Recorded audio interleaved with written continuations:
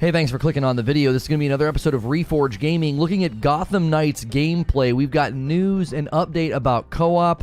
We've got people saying the game should be delayed. Also, it's being removed or canceled from certain platforms. We have all the information for you.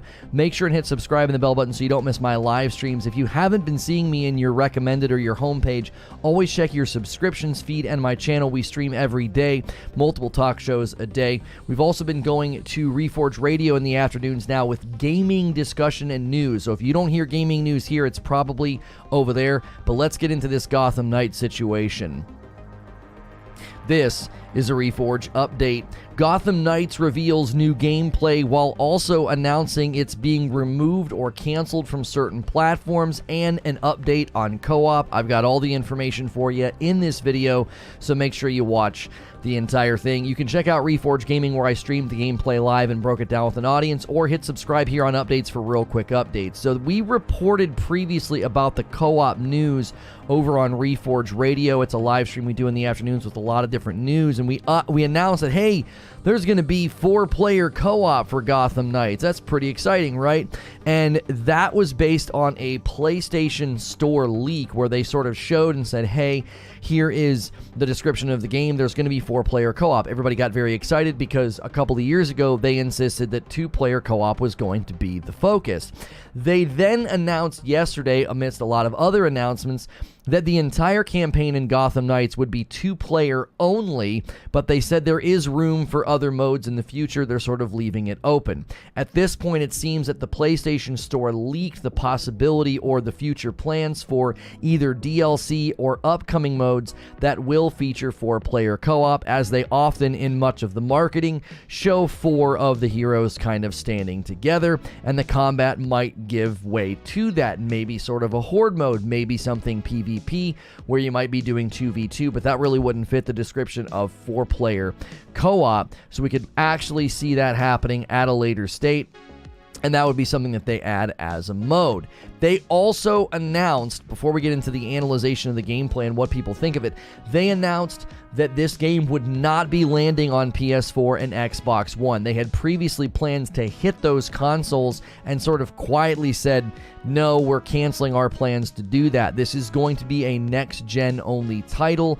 I don't see much in the gameplay that requires that. Possibly the size of the city, the scope and reach you can see here of the effects just not working on those older systems. It could have something to do with some of the things we're going to talk about in the gameplay that's causing people to say they think the title should be delayed. If you take a look at the animations and some of the combat, they look incredibly stiff. I described it as they look like action figures that can't really move their arms or lack that fluidity. They almost pivot on a single point, and it's very, very awkward. Now, some of the animations look totally fine. That's why it's so jarring. They go from seamless or smooth animations in combat to looking like a stiff G.I. Joe that can't quite move the joints and the shoulders quite well. Some people are actually calling for the game to be delayed again. It is saying, listen, this thing doesn't even look ready. It looks really stiff. It doesn't look all that polished.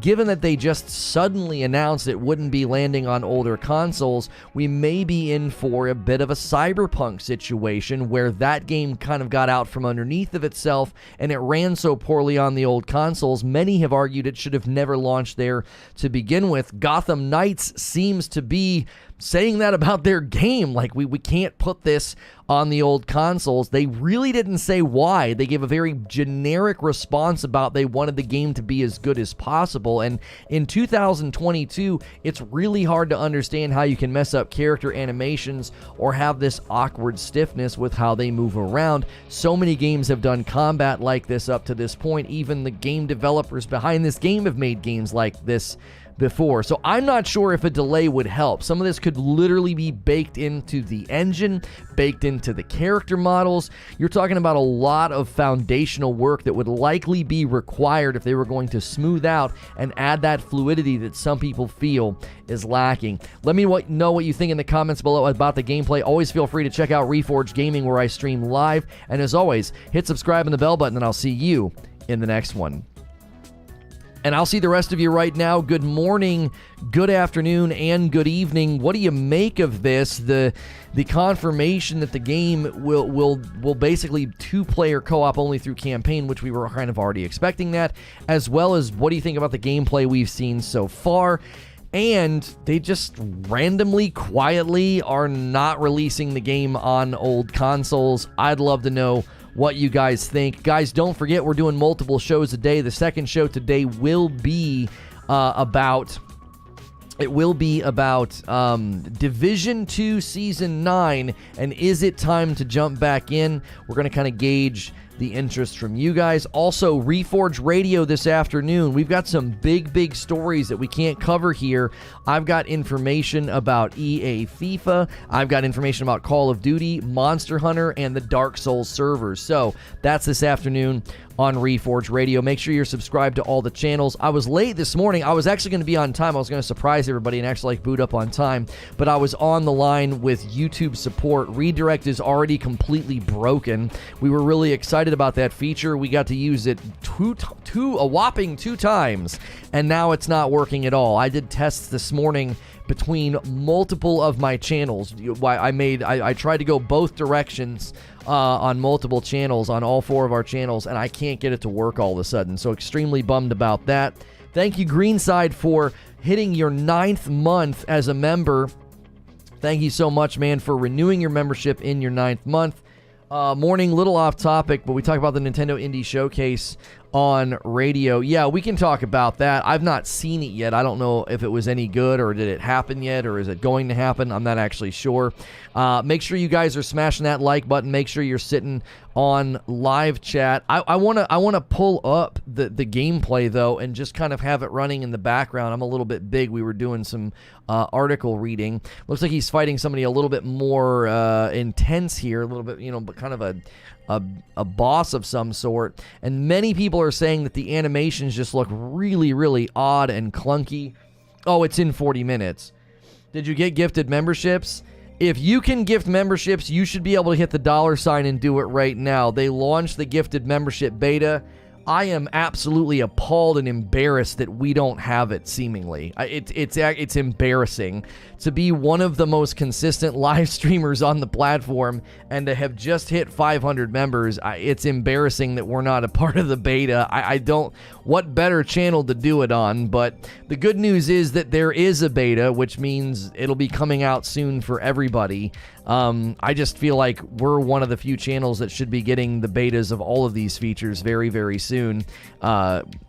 They're giving it to all the big guys. One of the biggest concerns about YouTube I have right now is they're playing through the purple playbook. They're giving all the love and making all platform changes for the really big streamers, which I get it. That's where they spend a ton of money on them, but it's very concerning as a smaller creator being like, wow, okay, so they're going to get everything. But the good news is we get the benefit from it eventually. Like, they'll trickle it all down from those guys, and then we'll have those great features. Combat looks floaty. Yeah, there are times where it looks like he's just kind of floating in the air. Don't they know we need to make Madden play Elden Ring? Yeah, I know. It would have been the perfect day to get the beta. Like, we literally just hit 500 members. It's like we would have gotten another 100 members without breaking a sweat. Yo, good morning, feed. Like I've said many times, I just need YouTube to do the bare minimum. Like, the fact that Redirect is already broken is extremely irritating. It's like they just launched it and we already can't get it to work. It's just very frustrating. Yo, Chris, thank you so much. No gifted for me, but can't wait for them to get over here. Yes, it should be here very soon. Thank you for being a member for 9 months, man. Welcome back in. Do we have a Spotify command link for chat? I don't know. I don't think so. If they want to go to Spotify, all they got to do is go to Spotify and type Reforge Gaming. I don't know if we have a direct link to the podcast. I don't like sending people out of the stream unless it's for a sponsor. We generally don't create commands like that. Can't wait to give feed a sub just like the old days. I know, right, Train? Does TikTok have paid member tiers? TikTok's kind of funky. I keep forgetting to test out that HDMI thing so I could see what's going on over there. If you're just tuning in, we're checking out the Gotham Knights gameplay footage. There was also co-op news. There's also news that it's not going to be on old gen. It's not going to be on old gen. Mo is saying, is he live? Are you kidding me? Is it not playing for some? Is the video not playing for some people? Any news on premium memberships? No, I've not heard anything about that. Just leaks from the big streamers that have probably a little bit of an inside track on what's coming. The ones mistaking Red Hood for Deadpool are scaring me. They think he's a Deadpool ripoff, Jay Vindictive.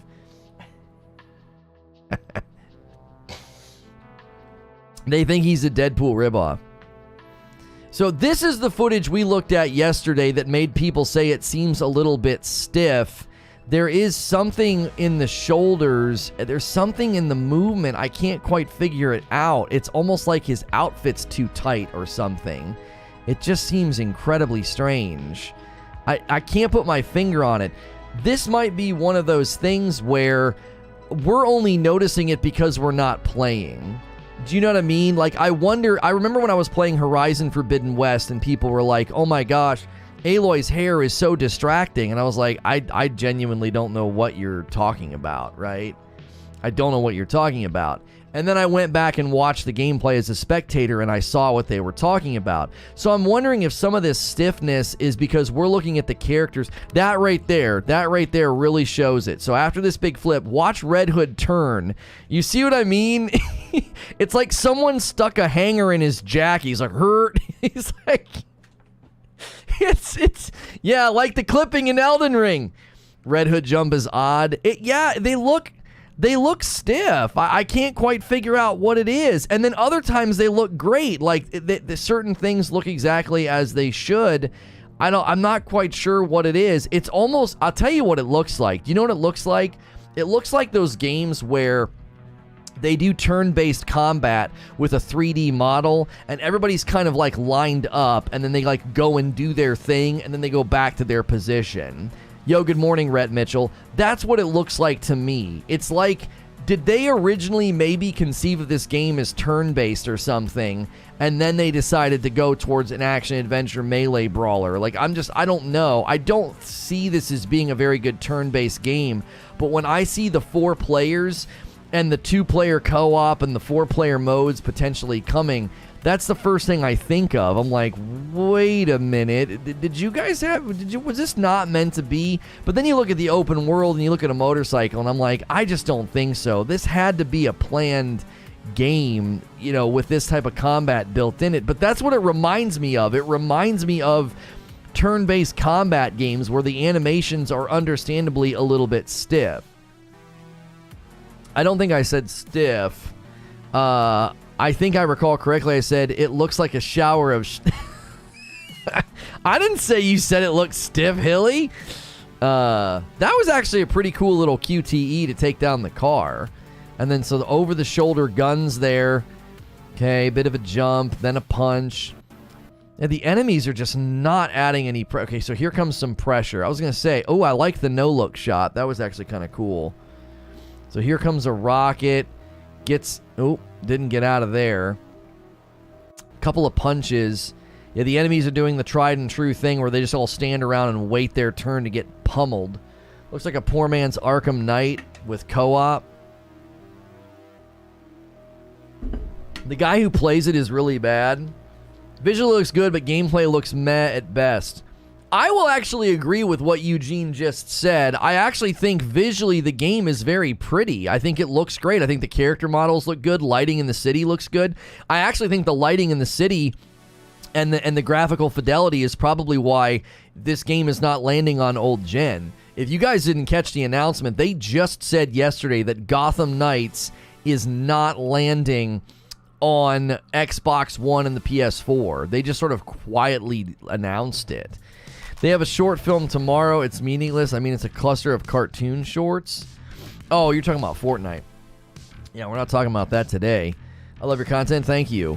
It looks like the characters are on a bad green screen. The background art is lovely. I didn't feel like they look like they're on a green screen. I will say that sometimes the lighting on the characters does make them look like they're just kind of placed in the world. I will say that. The world looks really good, and the characters look really good, but there are a couple times where the lighting on the characters do seem to be a bit like they're just kind of dropped in, copy-paste kind of a thing. If you're just tuning in, we're kind of discussing why the Gotham Knights gameplay looks a little weird. We're also covering all of the information that has come out about the game. Let's just see if people are going to play it. Gotham Knights, let's see, release date. Will you play it? Will you play it? We're going to do yes and no. Let's just see if people are going to play this one. Let's just see. Poll at the top of the chat. Gotham Knights release date. Will you play it? Are you going to be snagging this game when it releases? It looks like they're doing some story here as well. Just like laying some basic groundwork of characters. You know. Hey man, you look pretty cool. I look pretty cool too. Looking cool is important. He's like, yeah, you're right. We do look cool. Is he going to say anything? There he goes. It's like, are you going to say anything? Looking cool is important, chat. Just so you guys know, we did hit 500 members yesterday. Really excited about that. We unlocked an emote, Lono Sip, and now we need 100 more.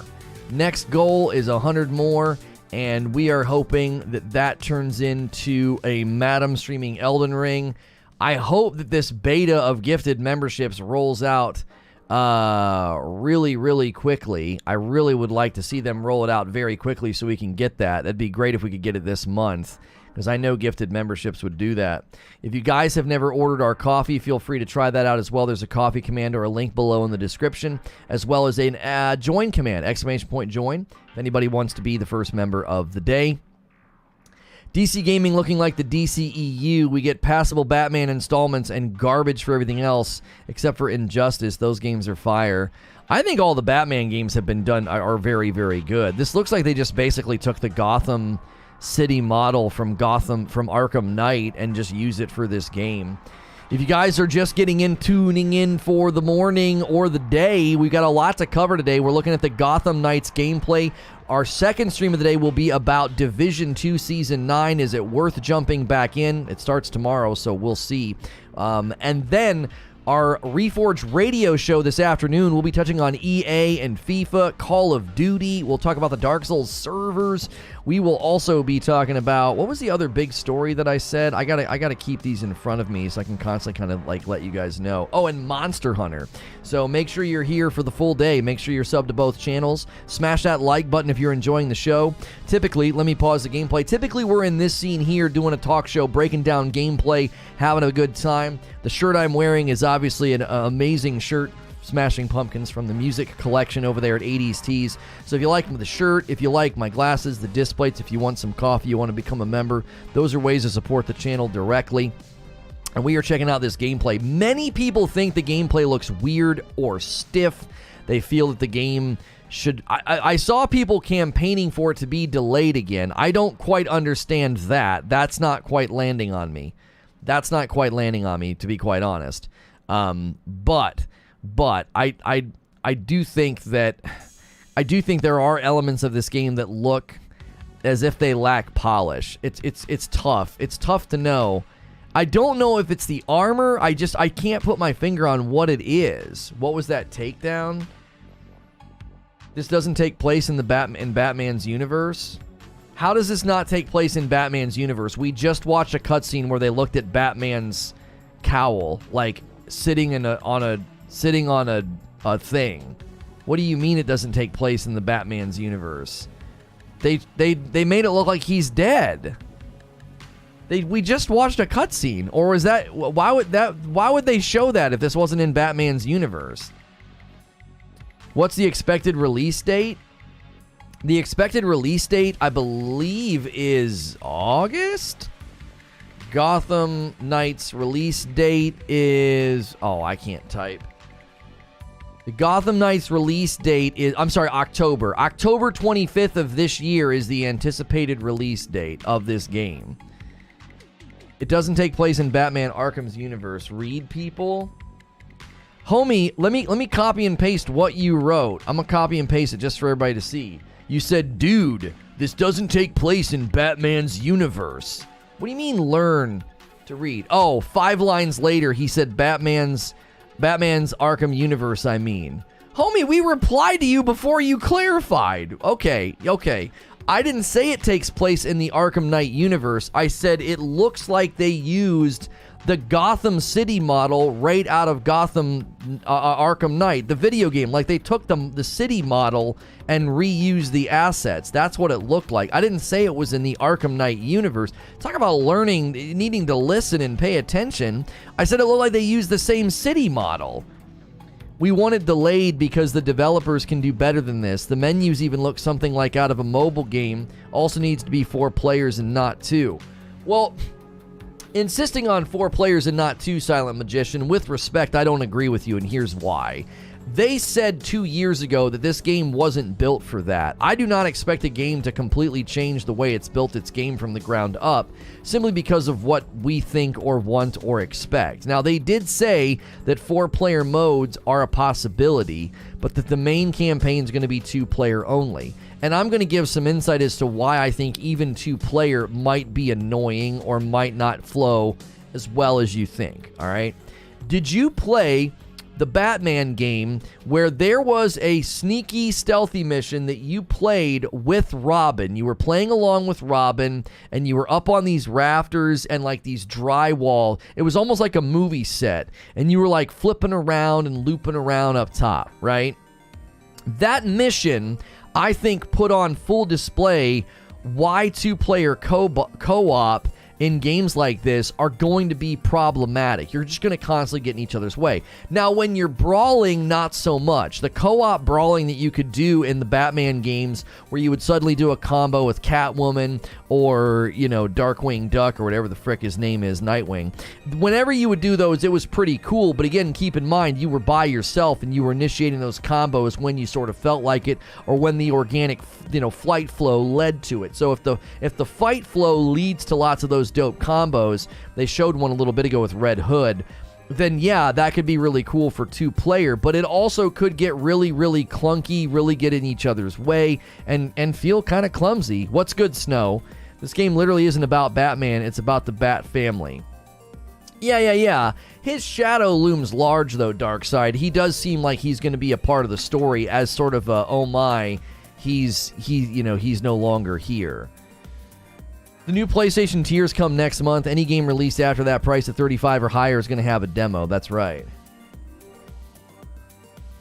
This fight in particular looks janky. It feels like the models aren't supposed to be interacting with each other. You know what I mean? It's like they clunkily come together, like when you're playing... Let me go full screen for a second. Like when you play with action figures and you're like, brr, brr, brr, brr, and they don't quite touch... They don't quite interact with each other. That's what it looks like in some of these interactions. They look like action figures. They look like action figures. It's sad too, because like, look at the character models, the textures and the lighting. It's good. It looks good. The game actually has, I think, a really, really good graphical presence. But the way that they interact with the world and the combat is really funny. They like, Creature and I were laughing on the phone like last night. It's like watching a couple G.I. Joes. It's like watching a couple G.I. Joes get in a fight. You know what I mean? It's like, again, and someone pointing out that the menus look like mobile menus.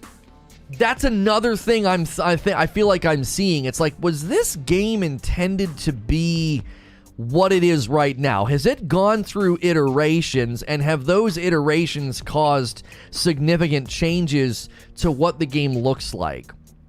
Was this originally supposed to be a mobile game? Was this originally supposed to be turn-based or something? Because I said some of their animations remind me of turn-based combat games. Do you know what I mean?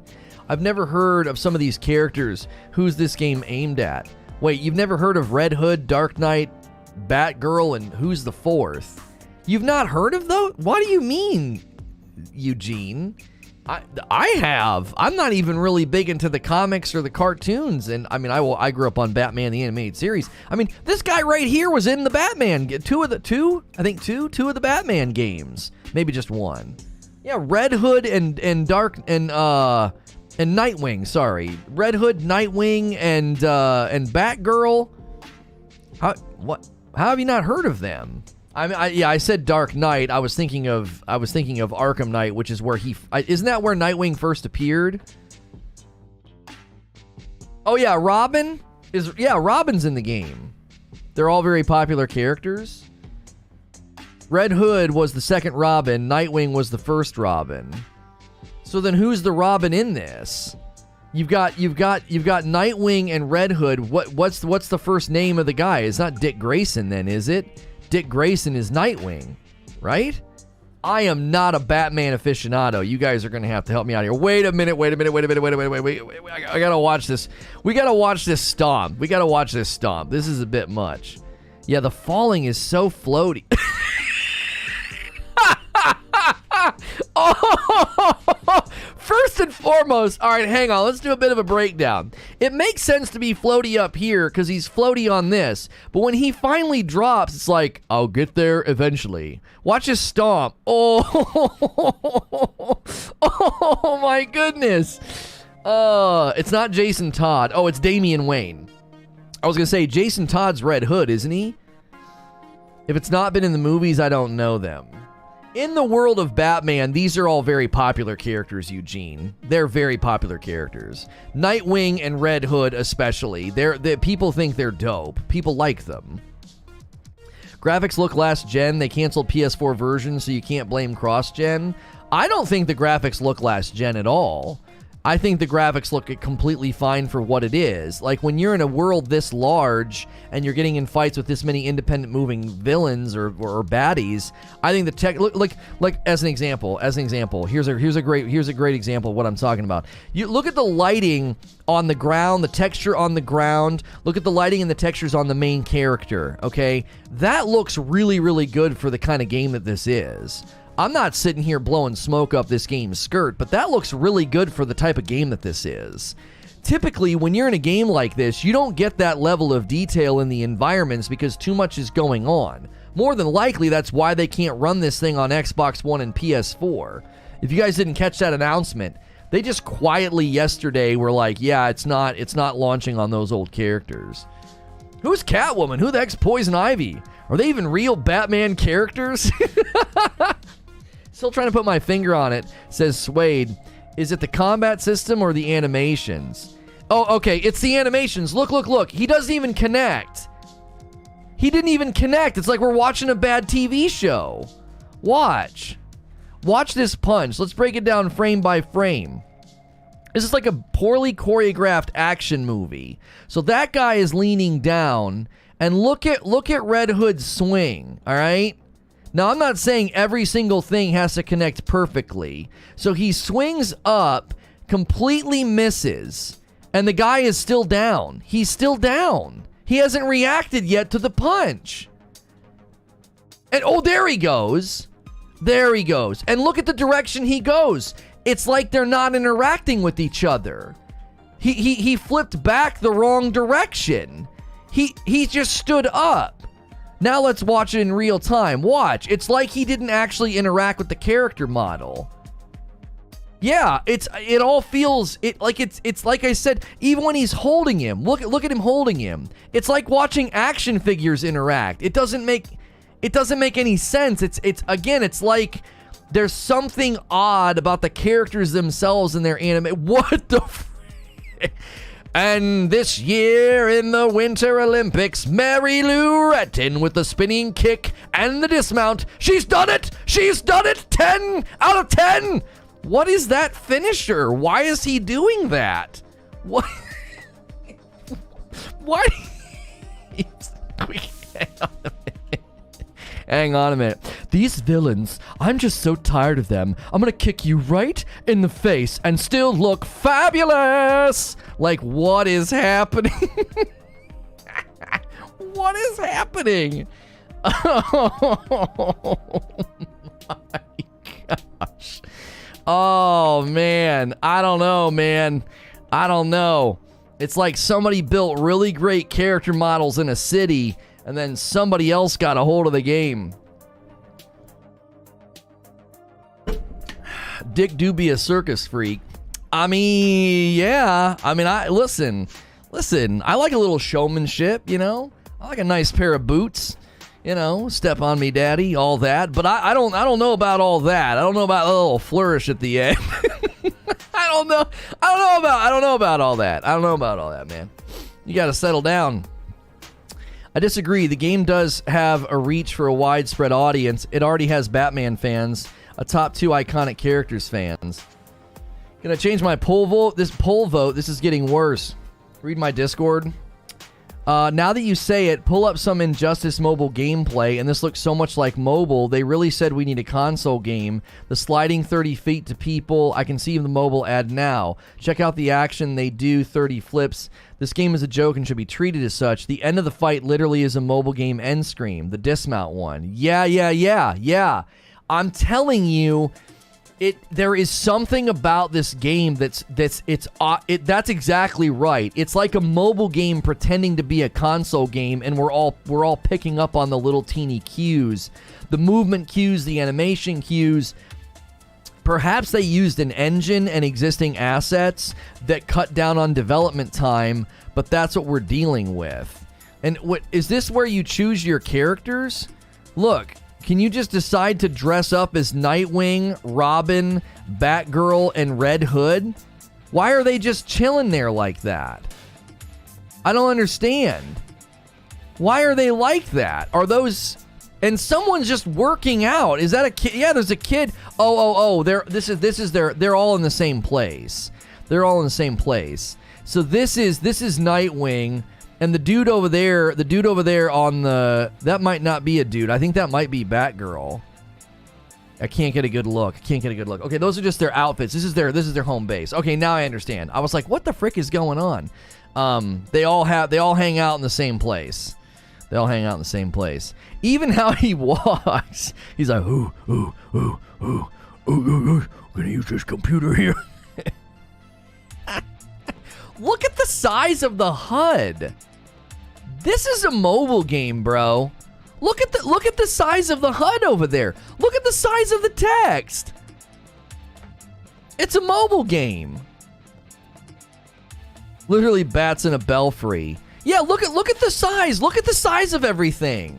This is scaled for like an iPhone or an iPad. This is a mobile game. That's exactly why it looks so weird. That's exactly why. Look at that. All of this is mobile. I really truly wonder if this got moved from mobile to PC at some point.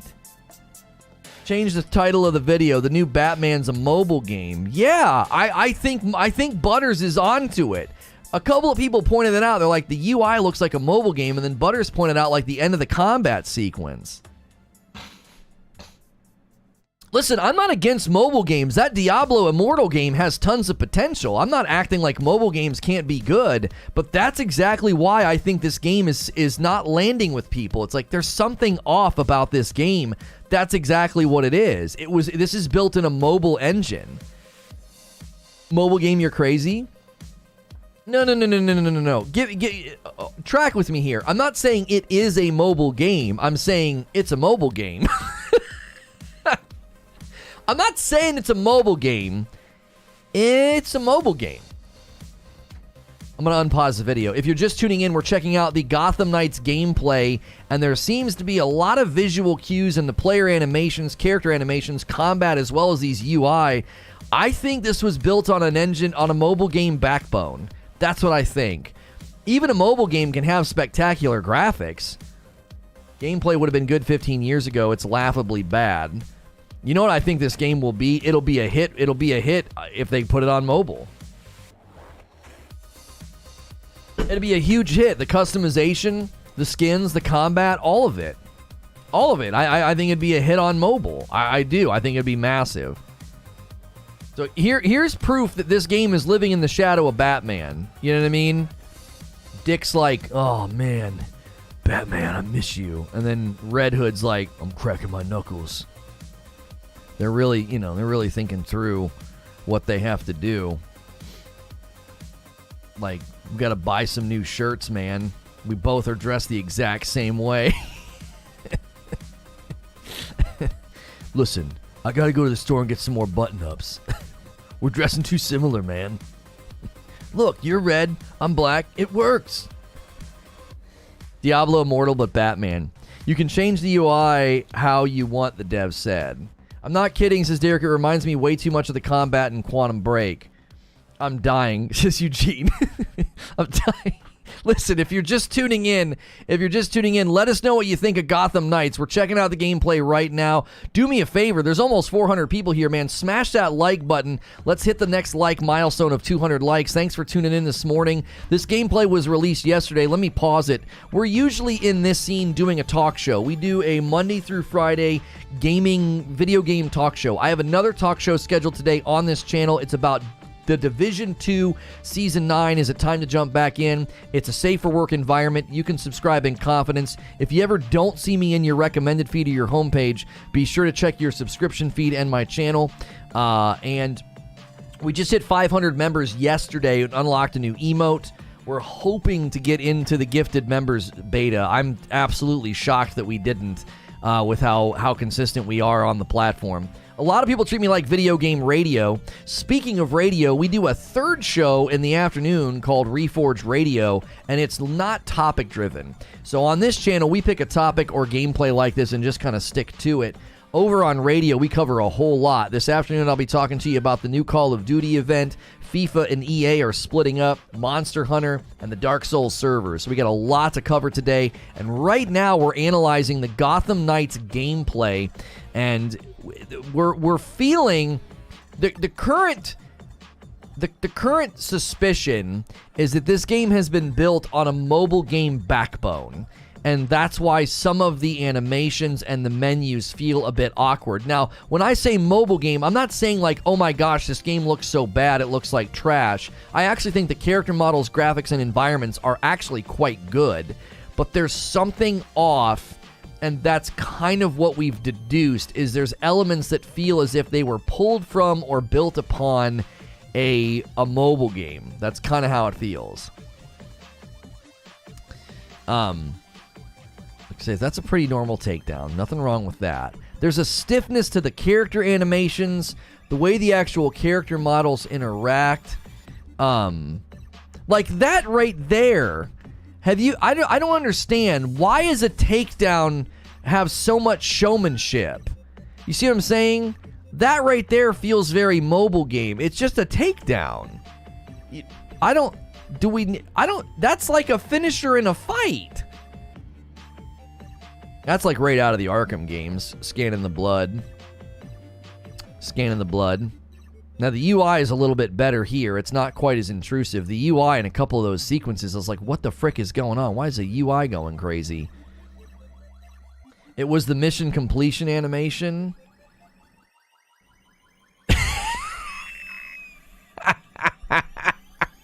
And here comes Nightwing. Wind him up. And once he gets started, he can't stop. He just keeps going.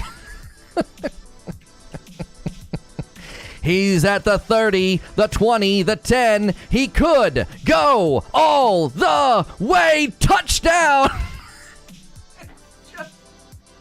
It's just phenomenal. It's just absolutely phenomenal, the things that they decided to put in this video. Boom, there we go.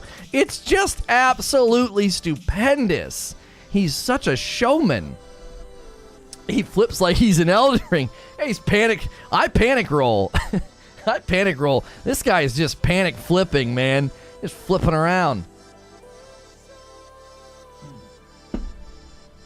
This is the Batman mobile game app. It looks similar to the 3D one in the video, just torn down to minimums. Yeah, he's going the distance. He's going for speed. He's all alone. Oh, no, she's all alone. What's going on here? Are we going to see who this is? Oh, no. They're wearing masks. Oh, Cordoval. Okay. They look like owls. That's what I'm guessing. You probably have to buy the winning pose animations as a microtransaction, especially at the end with Red Hood. That's what I was thinking. It looks like Marvel Avengers, floaty, skatey, not connected to the world. Yeah, it's got that mobile feel to it. It's got a mobile. That's what happens in mobile games. You just kind of slide around. It's like he's not connected to the world. He doesn't even... a couple of times there... Yeah, like right there. Look at him fighting this guy. Watch. Right here. Okay?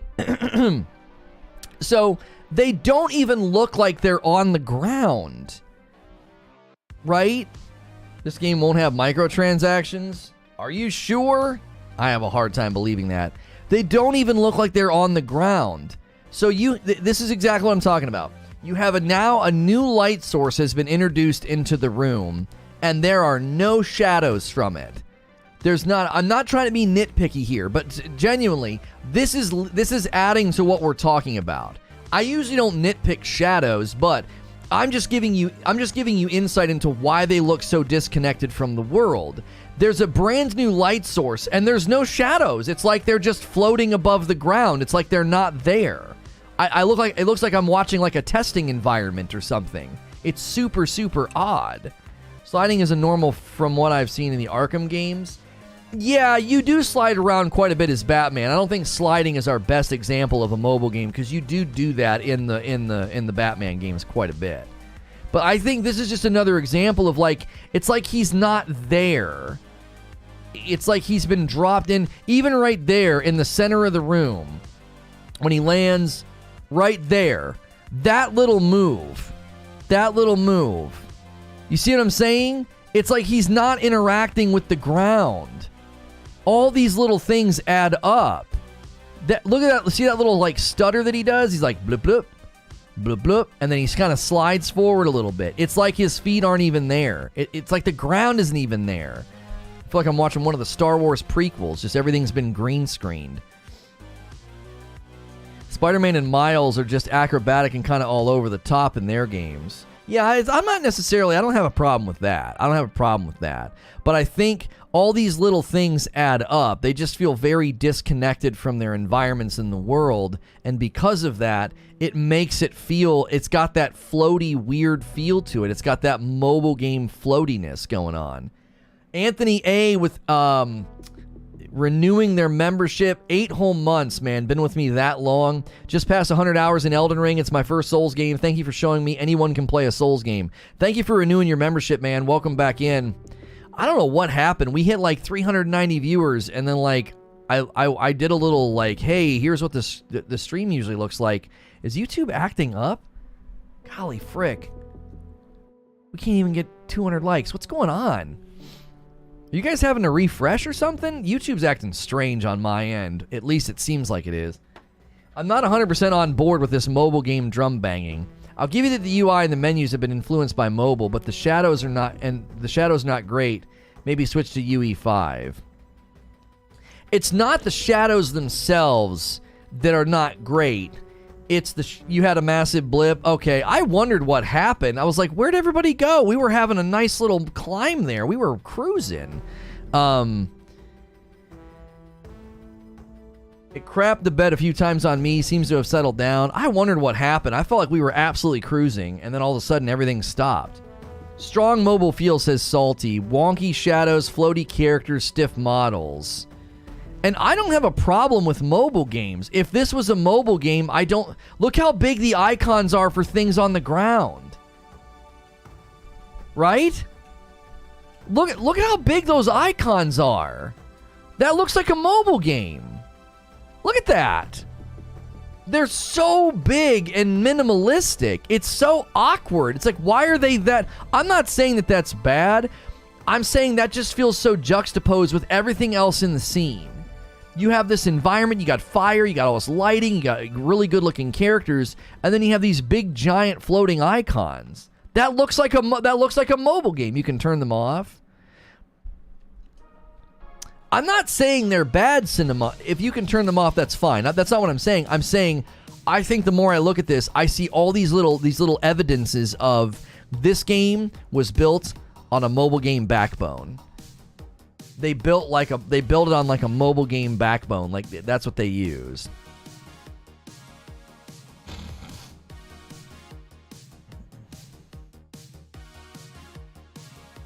Not that mobile games are bad, but that's what it feels like to me. It feels like, oops, that's not what I meant to do. Wrong keyboard. There we go. I was going to check something incognito on YouTube because we've been having some issues this morning. I'm just checking something. Let's see. Okay, no, we're good. We're good. We got good placement. You could purchase DLC and skin pack in Origins still to this day. I just watched some Arkham Origins gameplay, and this game barely looks any better. Yeah, but... So, okay. We need to be fair to the game. We do need to be fair to the game. There are elements of this game that do line up with the Arkham games, okay?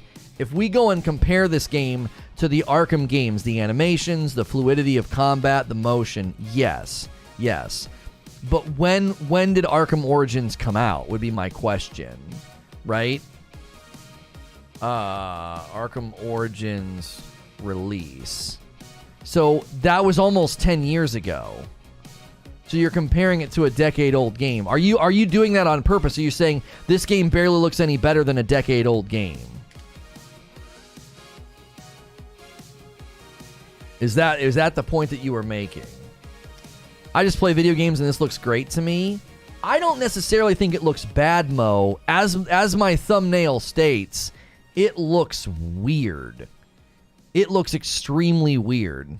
Gameplay looks strange. That's what I put on my thumbnail. The gameplay just looks kind of strange. I can't put my finger on what the problem is. Yo, good morning, Ashen. Why is everyone hating? I mean, we're obviously laughing because some of the stuff is a little goofy, is a little chintzy. Yo, good morning, Uncle Brada.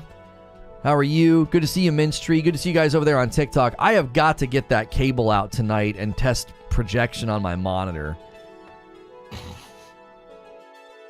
Court of Owls sound like dumb thugs.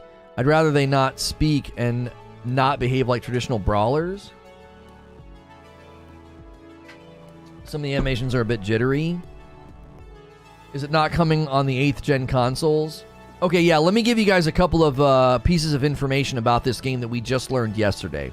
Number one, the PlayStation Store showed this game was going to have 4-player co-op. The developers have since clarified that this game is going to have 2-player co-op for the campaign, but they are open to adding more modes later. So we think that the PlayStation Store accidentally leaked the fact that there will be future content add-ons that will include a 4-player mode. It kind of makes sense since there's 4 heroes and, go on missions together, horde mode, something of that, nature. Now, that's the news on co-op. So there will be 2-player co-op through the campaign. They consistently kind of talked about how 2-player co-op was ideal for this game. And then they announced that, 4-player co-op it's not in the campaign, but it could be, later on. It could come in a mode or something. The other thing they sort of quietly announced was that this game will not be landing on the Xbox One and will not be landing on the PS4. They just kind of quietly said, gonna be next gen only, okay? Now, everything you just saw is one of the reasons that we feel like there's mobile game elements here. So when he punches him, we slowed this down a little bit earlier. When he punches him, it's like he doesn't interact with him, right? If you frame by frame this sequence, Red Hood punches up and to the left. I feel like I'm doing the JFK Zapruder film. Back and to the left. Back and to the left. He punches up and to the left, and he's fully punched now, and the guy hasn't even responded. Still hasn't responded. Whole punch animation is finished, and the guy just sort of stands up. So this just feels awkward, and these little things are happening all throughout these fight sequences, and your brain's rejecting it. It's like, wait, something's kind of off. I'm not saying it's bad, it's just kind of wonky, right? Even when he holds him, it feels a little wonky, and then he's like, oh, Nightwing's not going to help me. So there they do the little combo, and then this vaulting Flourish Ender with crime resolved, illegal hack, and all that popping up on the screen feels very mobile-esque. It feels like a mobile game, right? And so, not that that's a bad thing, but I think that's one of the reasons why people are watching this and they're like, it's not that it's bad, there's just something awkward about it. There's something wonky, there's something clunky. Even the driving looks very much on rails. Like, it doesn't seem like he's having to do much. Not that that's a bad thing. I think driving in these games can be a bit frustrating. But the driving almost looks like a quick time event, which again feels like a mobile game. It doesn't feel like he's actually driving. Like, do you feel like he's driving this motorcycle?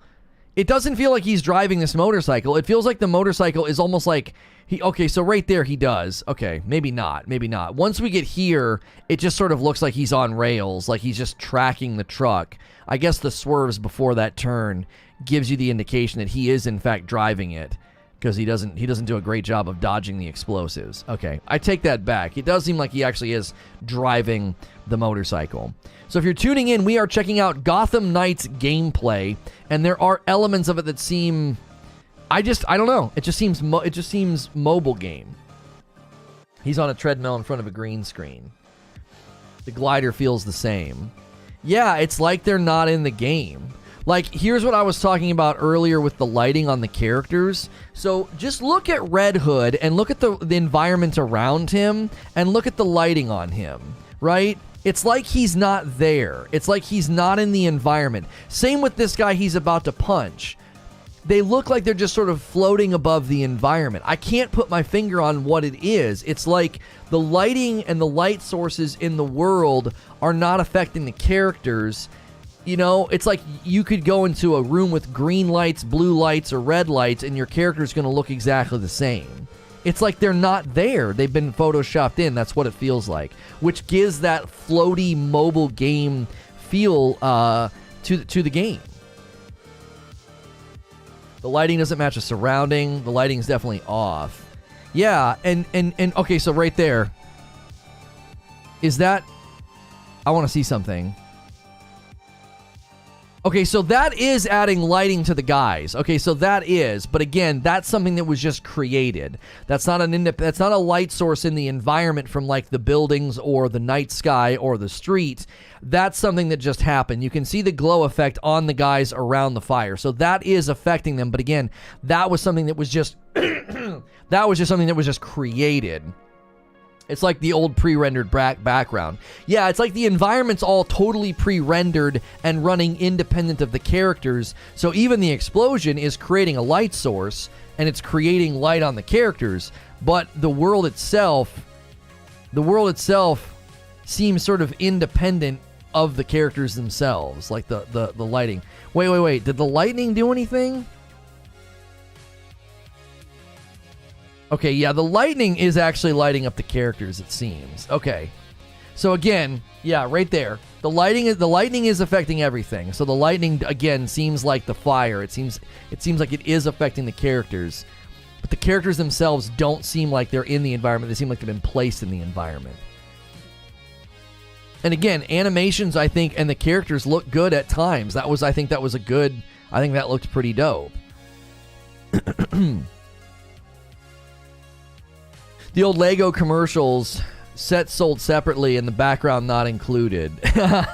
Some games in the past have given the characters different lighting to make them more visible. Not saying it's good, but it might be a reason. Yeah, maybe they just, there's a lot of nighttime, a lot of rain, and they don't want your character to be like drab and dark looking. Insider news, this is a feature that is in an upgrade you can unlock in the menu to make enemies more visible. It won't be enabled at the start. So that's something you think that's been turned on, Nitro Hammer? Have they officially said that? Have they officially announced that?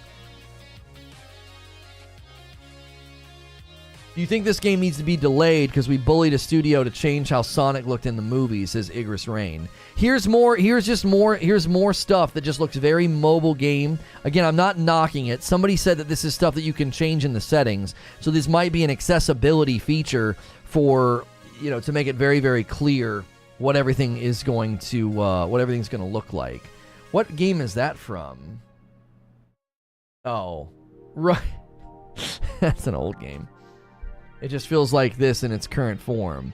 Yeah, like the old Resident Evil games where they were just sort of placed in the set pieces. Yeah. You can edit most of the UI settings. Yeah, so this UI could be something that they've turned on to showcase accessibility, nice big text. Again, it looks sort of like a mobile game. But again, that could be something that you could turn off. You know, I agree on the Sonic thing. Robin needs less teeth. That's right. This game isn't about Batman. It doesn't take place in the Arkham verse. Well, but this, I know you keep saying that, Darkseid, but clearly this takes place in some universe where Batman existed. What timeline does this take place in? What arc does this take place in? Like, look at that. They're sitting here looking at Batman's stuff. You know what I mean? He's contemplating everything. You're like, oh man. So which universe does this take place in?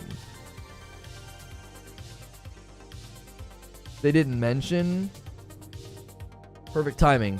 Yeah, to say that it doesn't take place in the Batman universe or the Arkham universe, or like what verse is it taking place in, and how do you know that? Have they said that in any of the information, trailers, or announcements?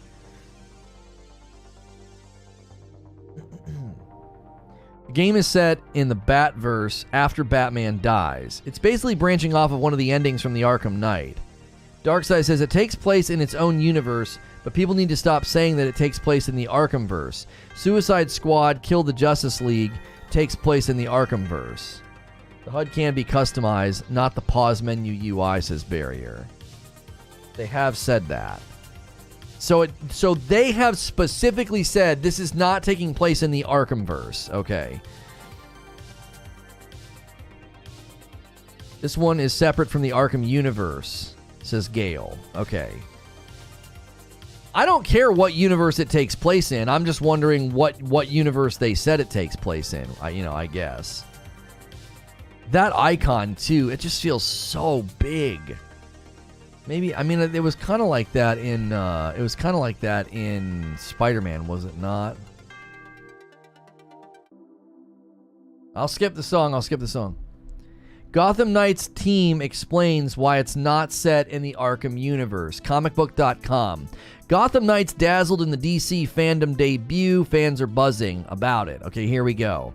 I think this was an opportunity. The Arkham series is amazing, and it really stands out as amazing opus that people love, and it's a fantastic interpretation of the Batman lore, I think, for us. Not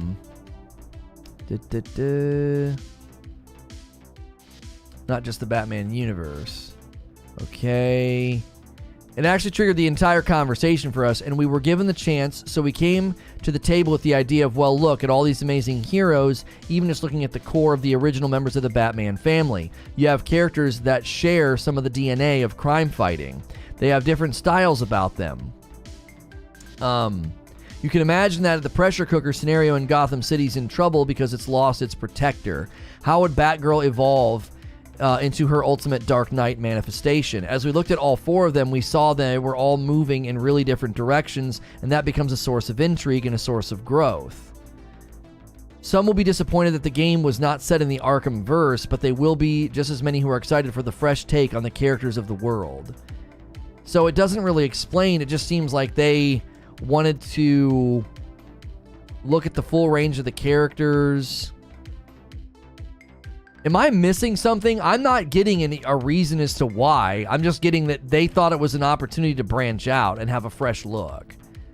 They're not saying why, other than like that's what they wanted to do. I'm not saying that's a bad thing. I'm just saying that. Okay, no, I was just double checking. Yeah, nothing specifically stating why they branched out. This game was supposed to release last year. It's in trouble, says Eugene. Haven't really seen much about the game. Is the Robin Tim Drake or Damian? Apparently it's Damian, because you have Nightwing as Dick Grayson, and then I'm guessing Red Hood is Jason Todd. Have they said that? Have they made that clear? You got to remove the Ding Dong song from the playlist. The problem is if I do that, I won't get any updates if they ever update the playlist. You have to make your own playlist with their playlist and then edit it. And if I do that, whenever they add music, I won't get it. Do you agree with the way they went about not putting the game on old gen, says Headkiller? Well, I mean, here's the issue with it not being on old gen. So for those of you that didn't hear, yesterday they said Gotham Knights release date is still set for October the 25th, but it will not be landing on Xbox One or PS4. Now, that's obviously going to be very upsetting for some people. They're going to be like, man, you know, I was really looking forward to this game and now I can't play it. The question would be, did they take pre-orders? I doubt that they did. And secondly, was it necessary for the game to launch? And when did they discover that? Oh, it's Tim Drake? Oh, Robin is Tim Drake, sorry. It's Tim Drake, third Robin, not Damian Wayne, sorry. Okay, here's somebody saying, I'll just say this and delete soon. It's not an Arkham game and never was. 2, Jensen Ackles was unavailable. 3, you unlock special traversals. Looks like everyone has grappling guns, so grapple away. The icons are large for trailer purposes? Maybe. I don't see anything in this game that makes it impossible for old gen. The only thing I would say, Eugene, is the environments do seem heavily detailed. That's the only thing I'm seeing that makes me think that they are in fact doing things that the old gen just couldn't keep up with. The environments do look incredibly detailed, which could pose a problem given the nature of what the old gen can do and what the old gen can't do. Do you know what I'm saying? That would be my question, ultimately. I just want to play as Red Hood, screw everybody else's, Troy. I don't think so. It was a gameplay demo. Thank you, Adam, over there on TikTok said it's Tim Drake. Eugene just likes to hate in this game. I don't think anybody's hating. It's been delayed. Okay, track with me here. Track with me here, Darkside, because your name, you're clearly a DC fan, and that's great. That's fine. But I just want you to track with me here. This game's already been delayed once. And just yesterday, they simultaneously released footage that we are not the only ones saying this, right? Many people are saying there's something about the gameplay footage that looks kind of stiff, that looks kind of wonky, all right? Now, in the midst of that release of gameplay footage that's having mixed feedback and mixed reviews from the public, they also announced that the game is not landing on old gen, and they do it very quietly with virtually no justification or reasoning given. It's like one sentence about wanting the game to be the best version of itself or whatever the heck. And that was the extent of their reasoning. So if you look at all of those situations, it's understandable for people to be like, I don't know, I'm a little concerned about this game. Now we have confirmation here, barrier found. Will Gotham Knights have microtransactions? No, Gotham Knights will not have in-game purchases or microtransactions. So, I'm assuming then they're going to do characters or DLC of some sort. If you're just tuning in, we're checking out the Gotham Knights gameplay that was released yesterday. We've also been discussing the news about the game, about with respect to, they announced yesterday, there was a leak about 4-player co-op from the PlayStation Store. That leak has since been addressed. They said that the main campaign is 2-player co-op only, but they are open to adding more modes later. I think that's basically soft confirmation that PlayStation leak was accidental with respect to future content. Yo, Ink Sanity coming back in and renewing that membership. Welcome back to Reforge Gaming. If you guys want to help us hit another member goal, you can click the join button or type ! join in the chat. This Friday night's community game night for members. Don't forget, if we hit 600 members this month, my wife has to play Elden Ring. We just hit 500 yesterday, which is awesome. We unlocked a new emote. And hopefully we get gifted memberships very soon. The beta released today. We sadly did not get into it, which is very surprising. Origins is part of the Arkham series, says Doom. Arkham Knights combat will be like Batman traditional games, but split between other characters. One of the things you'll notice in this sequence, this is one of the sequences that's been sort of picked apart, is having some of the stiffness in it. And I don't know if it's because, see the tight acrobatic flips that he does? I wonder if they really wanted to make it clear that he has acrobatic origins, and so he's got more of a performance flourish to his movements, and that's not what we're accustomed to if you think about like Batman and what Batman looked like, traditionally speaking. Red Hood is definitely the jankier combat. Nightwing seems more fluid. Nightwing does seem more fluid, but there are times where he seems quite stiff as well. And the floatiness of Red Hood falling there, again, Red Hood looks really stiff. I think it's because he's supposed to be a big bruiser. Maybe that's why he's sort of clunky. Because there's going to be a big animation flourish here, and then watch Red Hood turn. See? He almost looks like when you turn an action figure, you're playing with your G.I. Joes or something. There's just a lack of fluidity, and I don't know if it's because he's supposed to be kind of the meathead. Is it because he's supposed to be kind of the meathead? Does Nightwing miss with his animation there? No, he gets him. All these little circles remind me of a mobile game. Yeah, they're like, it does feel like they might have used existing mobile assets to build this game. That's another thing we've noticed. This should be polish and bug time. What we're seeing is more than a need for polish, says Eugene. I'm be waiting for Suicide Squad, says Reckless Gambit. Eugene says it's 4 months away. They don't have much time to complete if it's a work in progress. Yeah, like I saw people saying, oh, they should delay again. I'm like, man, if these animations, need to be fixed, that could be baked into the character, that could be baked into the models, it could be baked into the, it could be baked into the engine itself. Guns equals move slower, no guns equals need to cover distance. It's almost like the Witcher 3 movement. I'm not seeing similarities to the Witcher 3 in any of this footage. Build could be a couple of months old, says Dinglenut. I mean, yeah, I definitely think sometimes when we look at gameplay, it is an older build. Fixing graphics is easier, says Doomslayer, but fixing animations is not as feasible. Right, like fixing graphics, you can go in and optimize things and textures and lighting effects and make sure things are running smoothly. You can dumb things down, right, if it's affecting performance. I actually don't think the game looks bad. I don't. I think the game will be fun, and I think people will enjoy it. But I do think I'm trying to give ground to the reasoning or the observations. Like, why are people saying it feels funky, janky, clunky, or awkward? Why? And I'm just trying to point out things in the video that is why people think that. Could this be before the last gen announcement? No, this footage got released yesterday, Sweat, along with the announcement that it would not be on last gen. So yesterday, a bunch of things happened with Gotham Knights. So the Gotham Knights gameplay got revealed. That's what we're watching right now.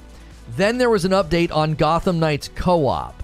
They basically confirmed that the campaign is 2-player only after a PlayStation leak of 4-player co-op. They did say that they would be open to adding more stuff later, more modes later, they specifically said, which is basically soft confirmation that they will be doing like some kind of a 4-player mode in the future.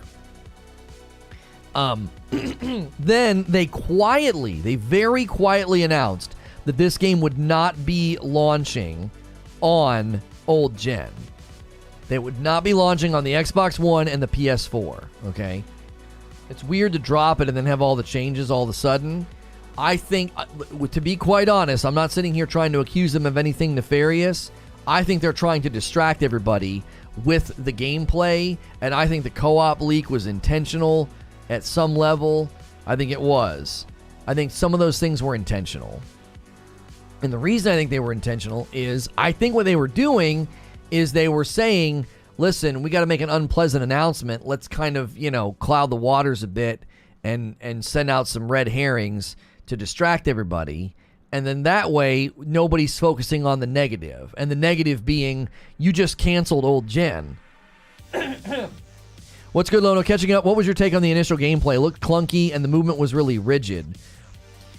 Yeah, we've done a lot of slowdown, Sven, a lot of frame by frame, and it feels like this game was built on the backbone of a mobile engine. That's what it feels like to me.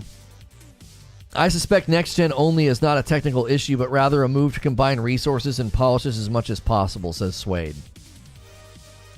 It is very... That's something we should consider.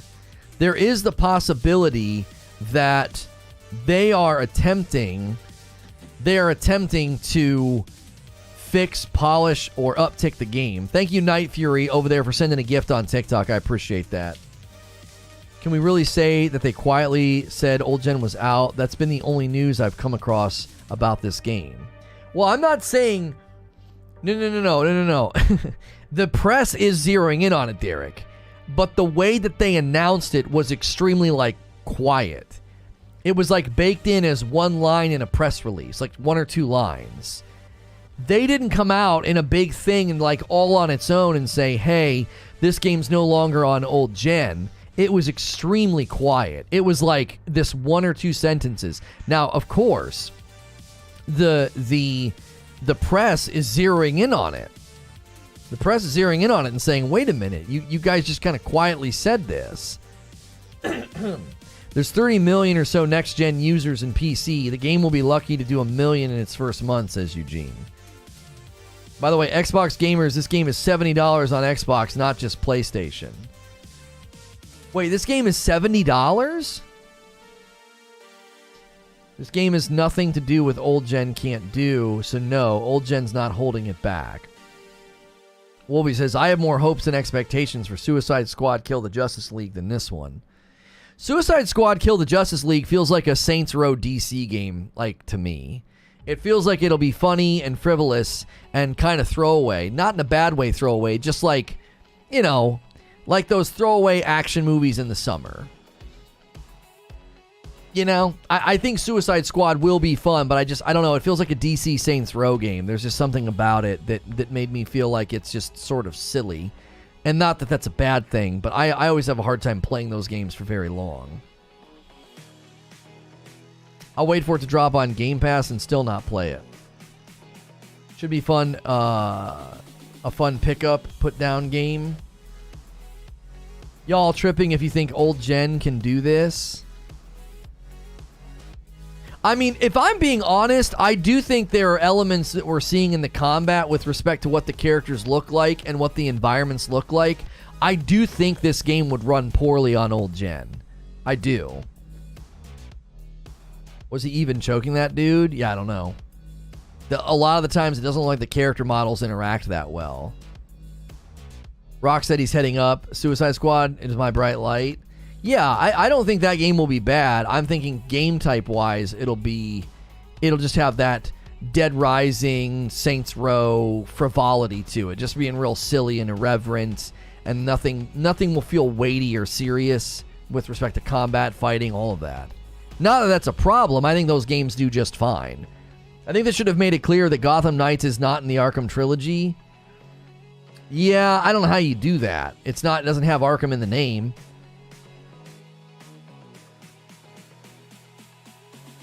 I'm not seeing anything that Spider-Man didn't do on PS4. Yeah, I mean, I will grant you that, Eugene, but I also think character models wise, some of the character model designs in Spider-Man felt a little bit more subdued than this. Spider-Man always looked really cool, but I don't know. It could have been a frame rate thing, Eugene. It could have been a frame rate thing, because Spider-Man ran on my PS4 Pro. I mean, that 30 FPS gave me headaches. So it's possible this game, they just couldn't get it optimized to hit good frames per second, and it just struggled on old gen. If we're right, and they built this on the backbone of existing mobile game assets, that could have affected optimization as well. G-Red says, I'll probably pass on this. I'm honestly tired of anything Batman related between all the movies and the games. We're talking about the later Saints Row because 1 and 2 were better than GTA, says Mo. You think the first 2 Saints Rows were better than GTA? It's a bummer that Red Dead Redemption will never get 60 FPS update on console. Yeah, right. As long as the combat flow is similar to the foundation they laid out in the Arkham series, I think most will feel good about Suicide Squad. Yeah, I don't think anybody will feel bad about it. I just have this weird aversion to games like Saints Row and Just Cause. There's just something about this. I don't even know what to call it. It's like when you go watch a Transformers movie. You just know it's going to be a lot of silliness and frivolity and over-the-top action, and you're going to walk away from the movie being like, I'll never need to rewatch that. East Coast Overlord renewing their membership, hitting their 8th month. Do you guys know that if you join Lono's membership, you get an extra 2 streams? Well worth the $5. Thank you, East Coast Overlord. If you guys want to help us hit the next membership milestone, click the join button or type !join in the chat. You do get access to an extra 2 streams a week. A Thursday kind of gaming AMA that gets a little spicy because the public can't see it. And then Friday nights with my wife, we have some drinks and laughs and play games together. But this Friday night is community game night. We will be playing Halo Infinite custom games. Even if you're not a fan of Halo Infinite, just get it installed. It's free on Steam and Xbox. And hopefully gifted memberships comes very soon, because if we hit 600 members, my wife has to play Elden Ring. I'm very excited for this game. I can't wait to play it. At least they are doing something other than just Batman again. If I give this game its best look, and its best sort of, let's just talk about this game in the absolute best light. It just looks like a fun Batman universe arcade game. You know what I'm saying? Just a fun Batman brawler arcade game with 4 iconic characters, and you can play it with a buddy. Like, if I put it in its best light, right? Put this side by side with the initial release gameplay and this one. What would I notice if I were to do that? What would I be looking for? Suede says, I still want to know more about the skill tree RPG elements, unless it's just moves. I'm not seeing how this it fits with the gameplay. I'd like a Superman game, says G Red, but publishers and devs seem to be afraid of it. Oh yeah, I don't know if we'll ever get a Superman game. I think they're definitely afraid of making a Superman game. Although that Unreal 5 footage of that guy who made his own little Superman game was pretty hot. It was pretty hot.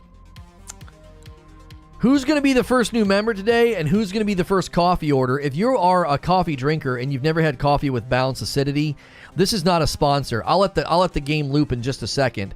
This is our coffee. We have a light roast and a dark roast, and the balanced acidity makes it extremely popular with the people here that order it and continue to reorder it. So use the coffee command or hit the link in the description below. That's supporting basically a small business. It's not a sponsor. It is not a sponsor. That's our coffee. It's in my house. My wife and kiddos ship it to you. Okay, hang on. So hang on. Somebody just sent me original gameplay. Let's look at the original gameplay and do some comparison analysis here. Also, you can always use the mouse command and then use my code if you want to get like a nice Rocat mouse. That's what I'm using right now. I also have the cone. They've sent me 2 mice so far. You can use my code on any of their products on their website.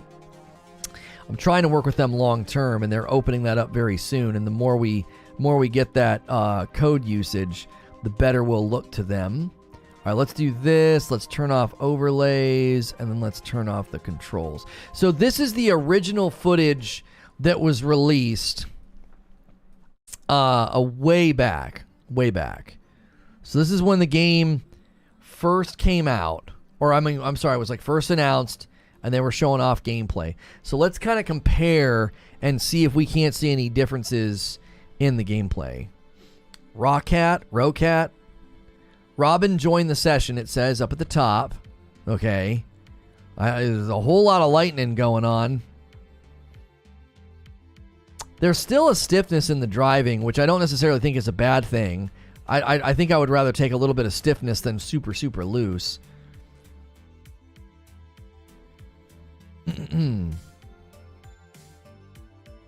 Tell me how you make a good game about an impervious god and it not feel frivolous 99% of the time you play, and do it without gimmicks like kryptonite bullets.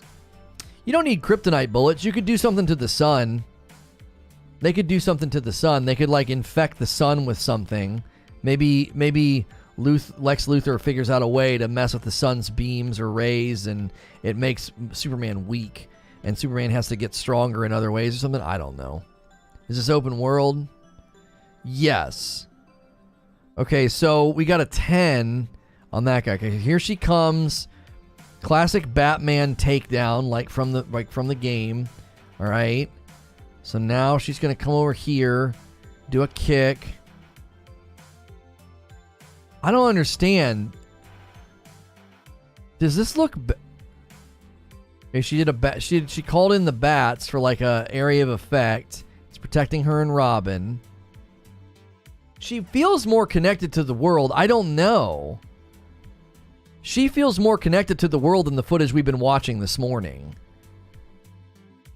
Look at the smoothness, the ragdolls. Oh, the ragdolls are better here too. You can change the HUD. Well, forget the HUD. Forget the HUD. I'm watching the gameplay. I'm watching character movement and animations. Perhaps she's an earlier design that's had more polish and Red Hood is not. I don't know. Because there's a stiffness. There's still a stiffness to the way her and Robin are walking forward, which there was always a bit of a stiffness in the Batman games with the walking. You always looked a little derpy. This is PC gameplay. No, this is PS5. Incorrect. Description of the video is PS5 gameplay. Okay, Robin looking a little bit like the Flash over there. They delayed it and it got worse. I need to see more combat that's not... It was dark and snowy. I want to see combat with better lighting. I do. I want to see combat with better lighting. Because that was one little sequence, and she's a lot more agile. Okay, so here we're gonna get some Robin gameplay. Let's see how Robin looks. There's something about the movement that looks better. His shoulders are moving more. That looks about the same. No, that looks about the same as earlier. Just sort of like action figures hugging. That was a quick time takedown kind of a thing. That was a predetermined animation. Let's watch some combat here.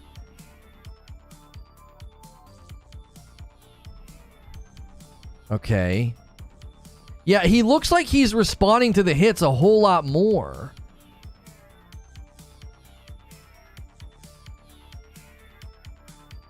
I'm not imagining things, right? Like, it looks like they're in the world.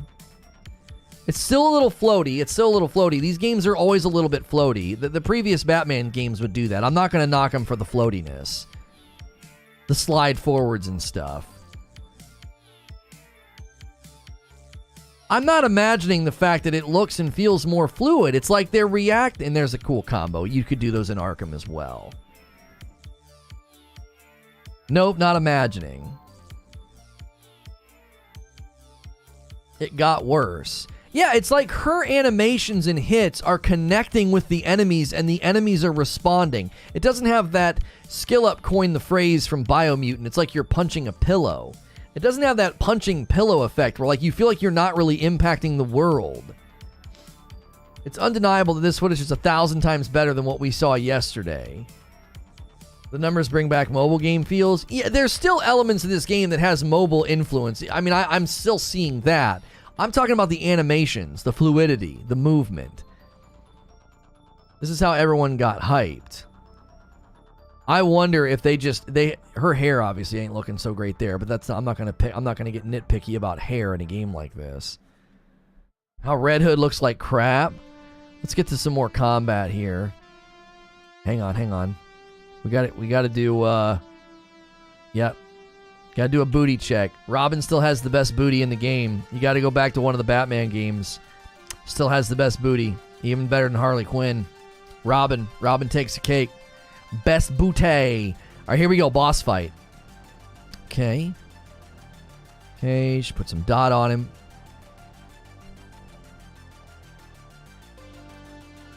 Yeah, even her getting knocked down and getting back up. Everything looks smooth.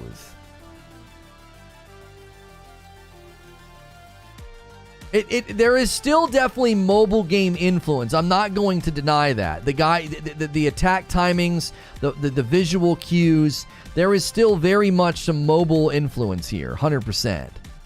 The shaders they showed look like Destiny shader icons. Yeah, even that kind of looked mobile. All right, now let's pull up the other video. Hang on, let's loop that one. And let's get that back on. 1440 Turn off annotations. Pause it. All right, here we go. In-game footage, work in progress, it says. Feel like Batgirl and Robin had more polish. How does this have mobile influences? Why didn't they just keep it available on Xbox and PS4 then? Well, I think you're creating a false, like, what would that be? It's kind of like a false dichotomy, right? Like, if it has mobile influences, then it obviously could run on older systems. I don't think so. They shouldn't delay this any further. It might come out looking like Minecraft next time. I'm going to make a prediction. It feels like, to me, they added way more detail to the character models, way more, like, lighting effects to the character models, and I wonder if that's what messed with the fluidity, and I wonder if that's why it can't go old gen. Like, Robin and Batgirl looked cool, but already I feel like Nightwing looks like they turned up the contrast, they turned up the sharpness, the lighting, the detail on his little outfit, and I wonder if that's what caused it. Because now all of a sudden he looks really disconnected from the world. He looks clunky. This guy looks incredibly clunky in comparison. Now, he might mean to look clunky because he's supposed to be kind of a bigger meathead in comparison to the skinny agility of Batgirl. They 100% added more detail and lighting effects. Barrier showing a comparison from 2021. I'm telling you, I'm telling you, that's the culprit. That's the culprit. They've got all this extra shading, shiny texturification to the characters, and I'm just telling you, I wonder if that's the culprit. It made everything stiffen up. It can't run old gen now. It's so tame and not impactful. Yeah, it looks like they're punching pillows. He just killed that guy. It looks like they're punching pillows. I mean, he's obviously killing guys. He's shooting them. Unless, what is he? Is he shooting stun bullets? Red Hood giving tank vibes with guns.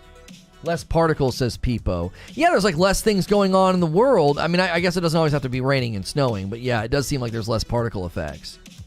Graphical fidelity looks better here. Animations and fluidity need work. Yeah, it's like they turned one dial up and turned another dial down. They turned up. I mean, even look at his animation. Watch.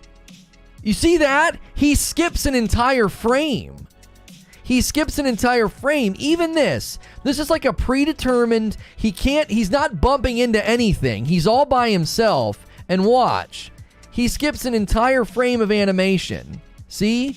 He goes from here, like this. Here we go. Watch. He goes from that, putting it behind his head, to... Where is it? Where does it happen? No. I missed it. It's frame by frame, doesn't show it. You have to watch it. He goes like this. Watch. Clunk. It's like there's a magnet in his stick and he gets stuck to his back. And clunk. Like, what is that? That's a predetermined animation that he does, and even it doesn't run properly. It just clunks out of nowhere. I get it. When you're in the middle of a fight and you bump into like an air conditioner or you bump into a pipe or whatever, the character animations are going to get a little wonky, but he's standing by himself, and even that animation beginning to end doesn't run properly. If you're just tuning in, we are comparing the first footage of Gotham Knights gameplay compared to the new Gotham Knights gameplay footage that was released yesterday, and we're noticing some significant differences. At first, my theory right now is that there are noticeable differences in character detail. As an example, let's look at the zoom in here. Just look at the zoom in here. All right, you see the detail in Red Hood. All right, let's get him before he moved. Yeah, right there. There is significantly more detail in the textures, the lighting, everything about him. His hood, his mask, his armor, his guns. And I'm looking at pictures in the Discord of way less detail on his character model. So the running theory right now is that they have increased character detail and lighting effects so much that it's created like this weird clunkiness in the characters, the animations, the frames. Not to mention, they simultaneously released this footage yesterday and said they were canceling the Xbox One and PS4 versions. They didn't know that? When did that Gotham Knights PS5 footage that we looked at, when did that release? Let me check the date on that. I don't want to play it. I just need to go full screen so I can see the date. Almost a year ago. February. No, not a year ago. That's 3 months ago. That's 3 months ago. That footage we watched with Batgirl is only 3 months ago on YouTube. I don't understand. Improved lighting effects. Oh, that's perfect. That's perfect. Oh my gosh, thank you. These, look at this, look at this, look at this. These are great side-by-sides. These are wonderful side-by-sides. I'm going to show you exactly what we're talking about. This is what, oh my gosh. It's night and day. Holy frickin' moly. Bro, you want to talk about scope creep? Let me show you scope creep. Ladies and gentlemen. Ladies and gentlemen. I'm going to show you exactly what's going on with this game. Somebody in the graphics department got ahead of themselves. Look at the difference. Look at the difference. Somebody decided that they needed to download and use some shiny Crisco texture pack. Look at that. Look at the difference a year. Now, I'll admit, it looks way better. I will 100% admit, I'm like, oh, that looks way better. That looks phenomenal. That's great. That looks fantastic. What a great improvement. This is why you're not getting the game on old gen. This is potentially why the game's not running as well now. It doesn't look as good. Batgirl gameplay wasn't shown 3 months ago. It was shown during the first ever DC fandom. Oh, but the upload was 3 months ago. So how old is it? So what's the problem? Let me show you another comparison. Look at that. Okay, ready? Ready? So this is 2021. 2022. Like, it's, hang on. Okay, so there's 2021. There's 2021. Again, doesn't look amazing. That doesn't look fantastic. That looks very muted and very flat. It looks old. That reminds me of that Deadpool game. Remember the Deadpool game? Deadpool game was not very good looking. Okay? And then look what they did. Bam! Completely different lighting system as it seems. It seems like a completely different lighting system. It seems like the characters are rendered completely differently now. During DC Fandom 2020, DC Fandom 2021, they showed a new trailer. Jiminy Christmas. What are you doing to this game, bro? What are you doing to this game? It makes sense. It makes perfectly good sense why it suddenly looks the way that it looks. Why it's running the way that it's running. Lighting, ray tracing, graphical resolution, asset density, and environments, and the rendering of all those things will 100% be the difference of if a game can run old gen or not. Was really looking forward to this game and thought the first gameplay demo was really promising and looked fun to play. It's turned me off quite a bit. He does have on a different skin there. Well, but the room lighting changes, Noble. Sure, he has a different skin, but everything changes. The room lighting changes. The amount of light hitting him changes. The amount of reflections. The shine. 2021 looks better. 2022 looks too shiny to me. Yeah, I said they downloaded the Crisco texture pack. They're like, we gotta rub oil on everything. Character models look better than before. Just need to fix the animations. They gotta drop another trailer with a better tester and build closer to what we're getting. Oh, I 100% agree with that. Whoever was recording that gameplay they were having a rough go. The menu reminds me of the PS2 era. Apparently you can change the UI and the menus, because I think the menus and the UI look a lot like they look a lot like a mobile game. Everything is gigantic. All the text, all the letters, everything is just freaking enormous. Animations look kind of wonky. Visually, it looks nice. Yeah. It's not, again, it's not that the game looks bad. There's just something strange about it. There's something very, very strange. I mean, even just this, everything looks stiff and rigid. I mean, I get that his glider is a little rigid. What was that? What did he do to slow down? Did he just like make his hand? Did he throw out sparklers? I think he threw out sparklers to slow down or something. The change to the lighting could explain why the lighting is off with the background environment, says Suede. They do not want this game to look less good, which looks like it's what they consider part of the value. I can see why they don't want a less good looking version on last gen. It looks fine until everyone starts moving. Yeah. Watch the first ever trailer for GK, Gotham Knights. They show some gameplay in that trailer, I think. Just compare it to Arkham Knights. The game was 7 freaking years ago, says Pennywise. If you guys are enjoying the show, be sure to hit subscribe. Be sure to check that bell button so you don't miss my show. Let me pause really quick. We're usually in this scene doing a talk show. We have a second talk show today that'll be about the Division 2 Season 9. Is it time to jump back in? I am a safe for work broadcaster covering all kinds of different gaming topics here. We cover gaming topics here. We pick a topic and we stick to it. And then my other channel, Reforge Radio, in the afternoon is now a gaming news show. And make sure you hit subscribe. That way you don't miss me. If you ever don't see me in your recommended feed, check your subscription feed in my channel every day. And smash that like button. Let's hit 300 likes. We're about to hit another like milestone on the video. Thank you very much. Because I am safe for work, a lot of people throw me on in the background like a video game kind of podcast just to get them through their morning, and we do multiple shows a day.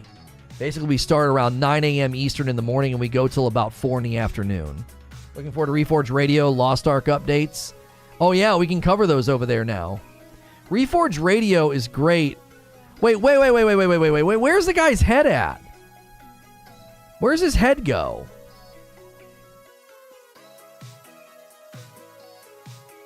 I don't see what he's doing. It's so odd. No, I've not seen it yet, Sweat. Lighting and its effect in the environment makes a huge difference on how well a game can play on any given system. A better lighting system is much more taxing on these kinds of games. This game is coming out October 25th. Nice to see new faces in here today, for sure. When you realize graphics haven't come very far since 2015, AC Unity, Infamous Second Son, and Arkham Knight still look better than most games today. I think games like that hit the ceiling, and what they're going for now is performance, which I think matters more. If I can get games that look as pretty as those games that run 60 FPS or higher, I'm happy. I want performance. That's what I want. I want performance. Always.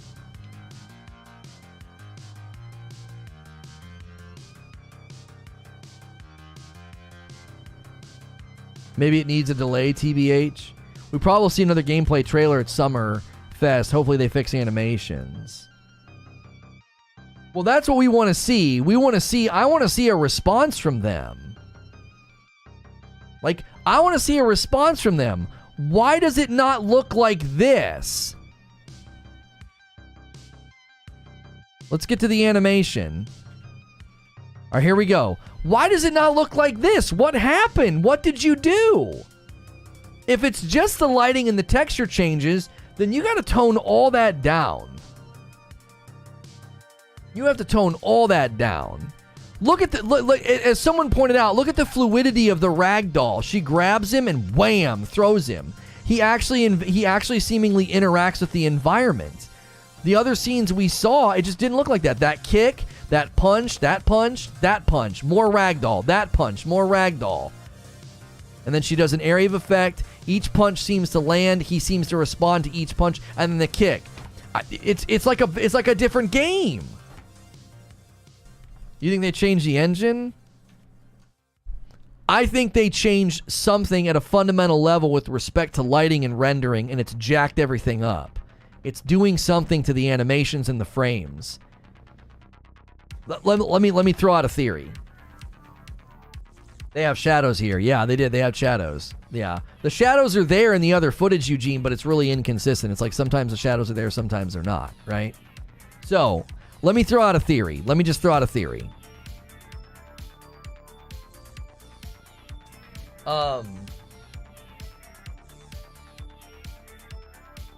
You look strange, boss. Enjoy his coffee. It might make you rage over stupid little YouTube comments. What are you talking about?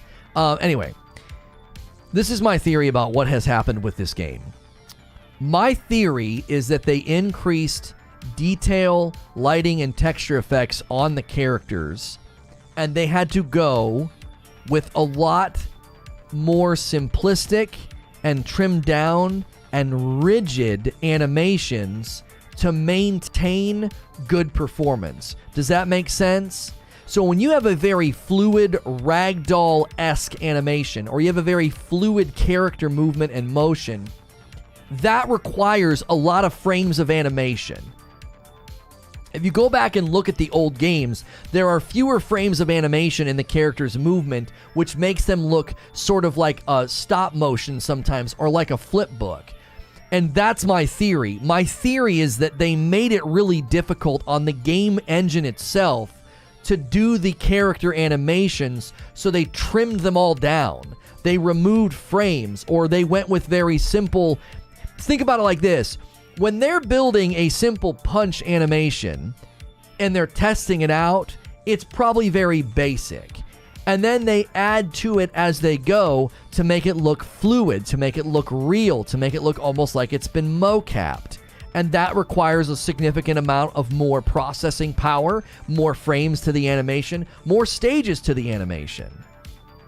And my thought process is that when you go from this in 2021 to this, you have had to fundamentally change how the characters move and how their animations play out in order for the game to run smoothly. That, I believe, is what has happened to this game. And so that's why when you watch this new footage from yesterday, you're like, I don't understand. Why is everybody moving so stiffly? Why does everybody look like they're not really interacting with the world? That's why. Announcing that they canned last-gen versions 5 months before release is truly unprofessional. Just one event. Oh, I hear you. I hear you. Probably why the old gens won't be able to handle it. That's exactly right. You see my last message? The problem is, if they tone all that down, Lono, it will be critiqued as just being a continuation of an older title or just DLC. Doesn't look new gen, and it'll be painted as a bad light. Oh no, I agree with you. I agree with you. I don't think people are going to be able to justify why this game is not on next gen. Can we get 20 more likes? We got 3 likes. I just don't know.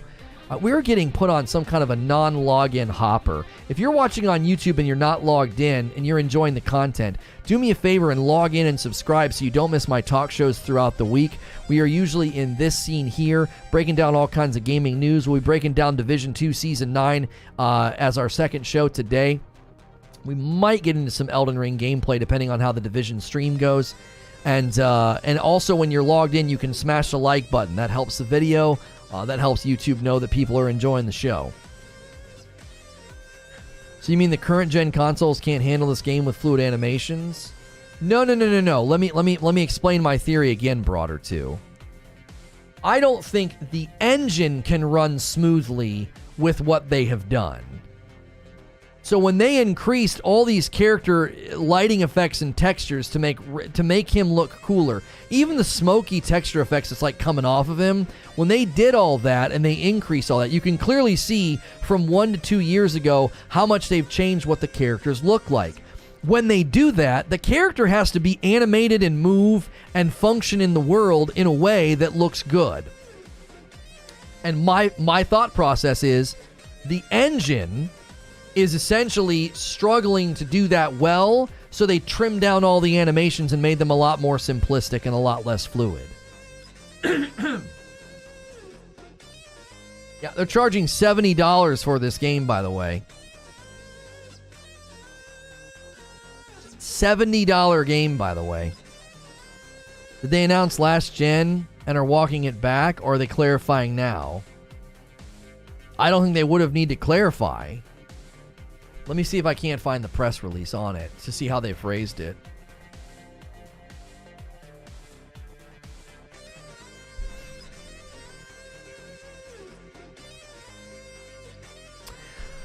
Additionally, the company's announced that Gotham Knights is no longer planned for release on PlayStation 4 and Xbox One. Let me see if I can find a press briefing of how they phrased it.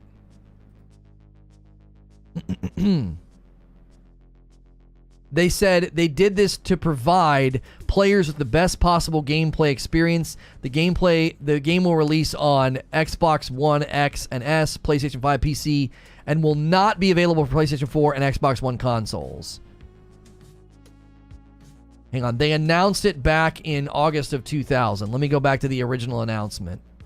2020, I'm sorry.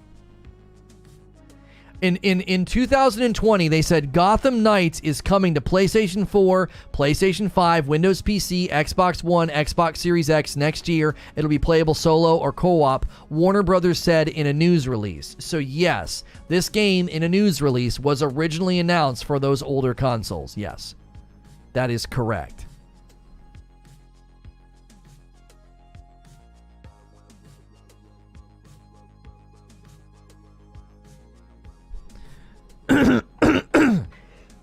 Excuse me, sorry about that. I don't like clearing my throat on the mic. I don't understand how people are pressed.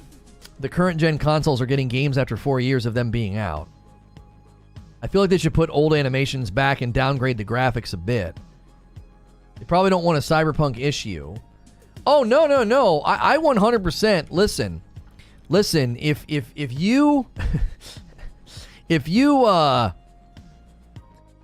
you can't get your game to run good on the old consoles, it's far better to just yank them off the old consoles. Way better. Way better. Way better. I 100% agree with that decision. I'm not going to fault a company for saying, hey, this is not a good idea. This game's going to run like crap. I am simply trying to put my finger on what happened that caused that, right? What exactly happened that caused that? That's the question that I have. And from where I sit, the animation changes, the lighting changes, all of those things are related. The character models themselves have been dramatically changed, and everything has been influenced by that. It all stems from that. They look stiff, disconnected from the world, and clunky. And they didn't look that way a year ago.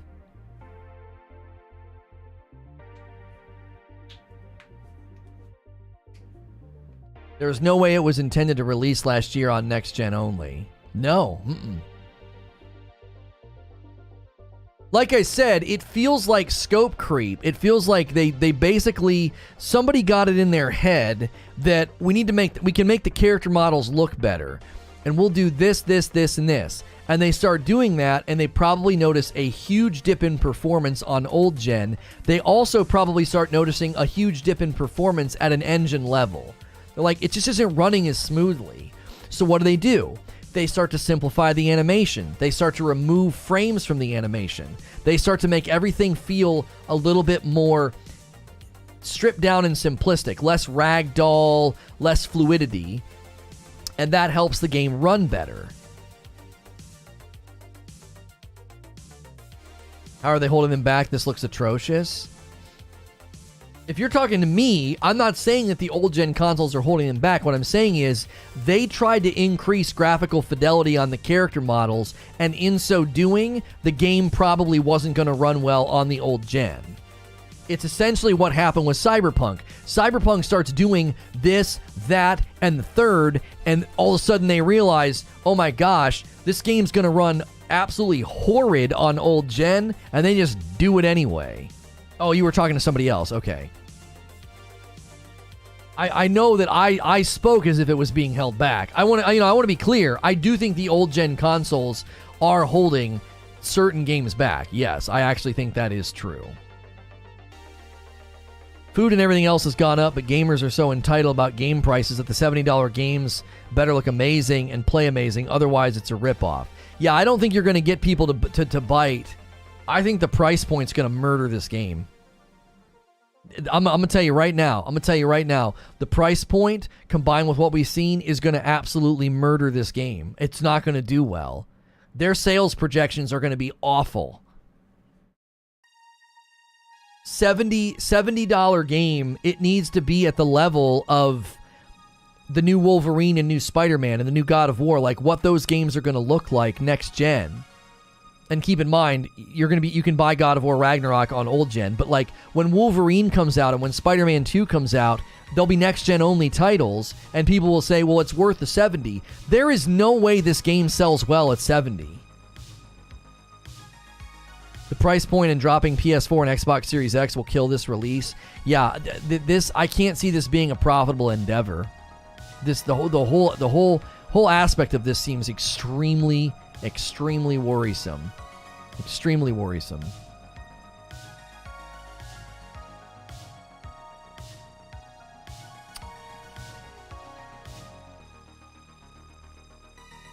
I want to note, is anybody in chat? Does anybody in chat have a channel that can help me test something?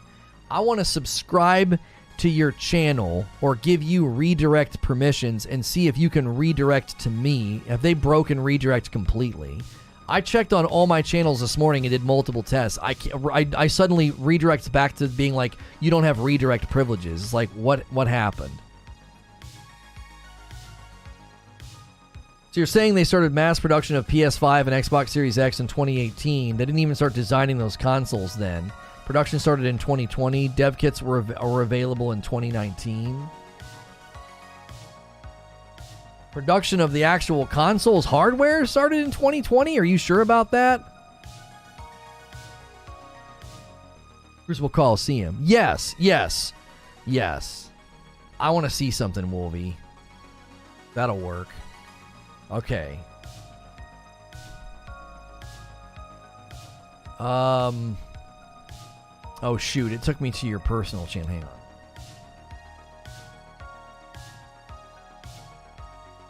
Alright, Crucible Coliseum. Go into your channel now. I'm subscribed to you. Which means if I'm subscribed to you, you should be able to redirect to me. Have Creature log in and test that he has my credentials? Okay.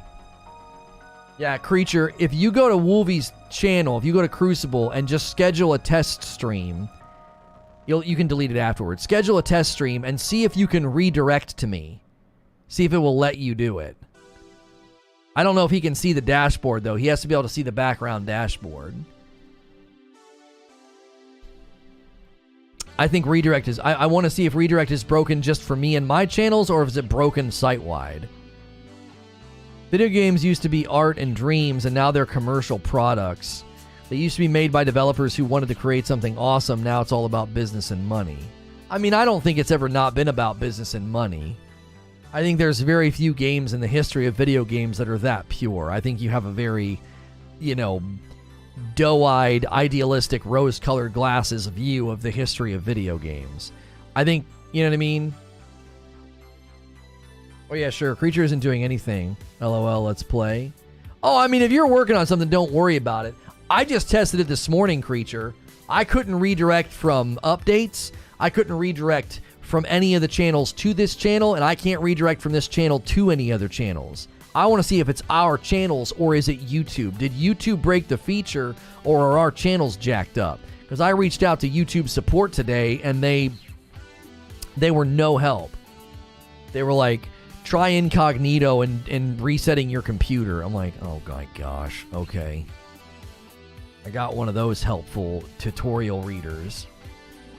Sitting on my laptop nightmare. Creature cannot do it. Let me know. Knock it out real quick for you. Hang on, D-Crew. I'm going to go to your channel, D-Crew. I'm going to go to your channel. I'm going to subscribe to you. And I'm going to give you redirect privileges. And I want to know, if you schedule a test stream, can you go in and redirect to me? Do you know where to do it?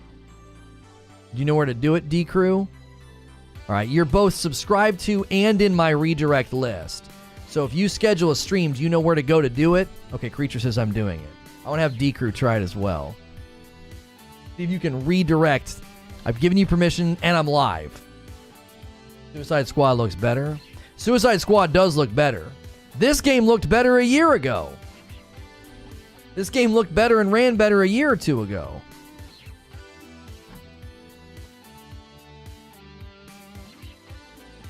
Production would have been 2019-ish for the dev kit with the dev kits. Yeah, that'd be super weird. That'd be super weird to like not to push out dev kits and not start production on the consoles. No redirect privileges for Wolvie. Okay, if D-Crew says the same thing, then wait, can you wait? Privileges either. Okay, wait, hang on, Creature. Did you schedule a stream over there? And give me redirect privileges. Let me see if I can redirect to Wolvie. Let me see if it's just our channels in general. Like, I want to try to redirect to somebody else. Give me privileges on Crucible Coliseum. Leave that live stream, that test live stream scheduled, and I want to see if I can redirect to it.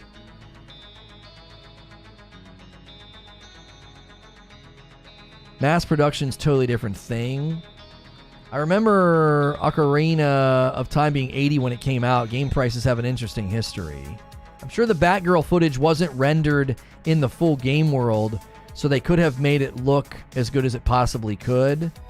But that's I don't know. That's no. If anything, this is different than that. Look at what they've done with the lighting. The new footage is actually what you're describing. It seems like they've gone in and gone crazy with the rendering. It's like they've gone crazy with the rendering. Maybe get all this lighting and textures and everything updated. And I think that's why it's running weird. I don't think it's running well because they went crazy with detail on the characters. Like, this is old, this is 2021, and then this is new. Like, what in the world did they do?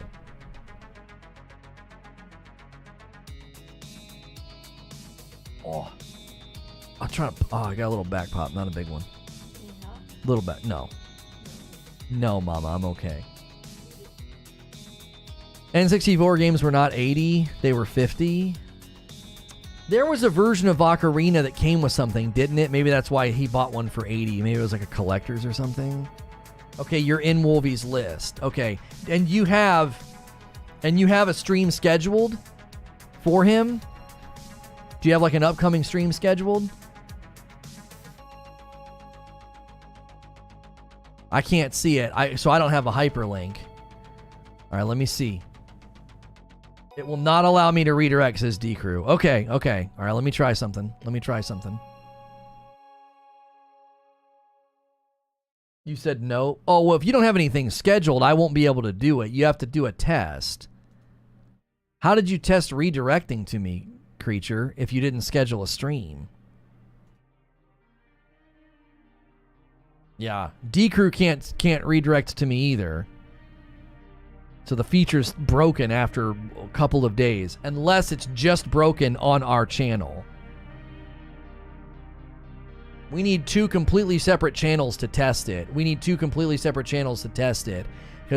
our channels might be busted for some reason. It could be that thing that you did with the guy over the chat.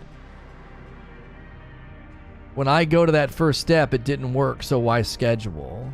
Oh, you just went to schedule and didn't see me as an option. Okay, I understand what you're saying.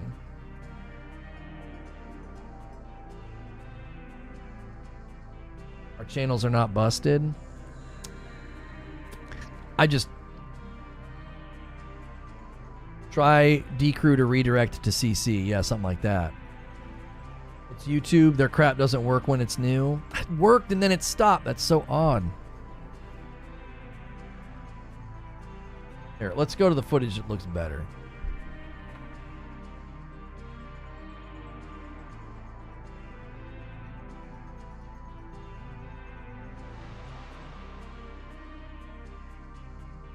Did I add I added Coliseum, did I not?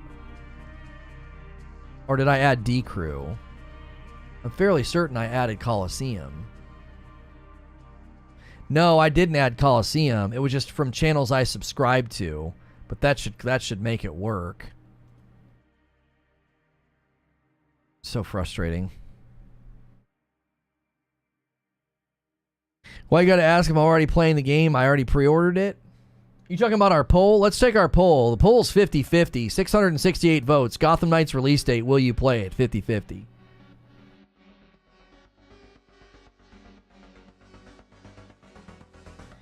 People are definitely complaining, not as much now, but they were. $70 is too much, and there was no price jump from PS3 to PS4.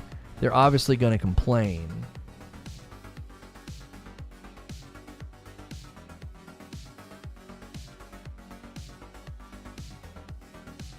I'll play regardless.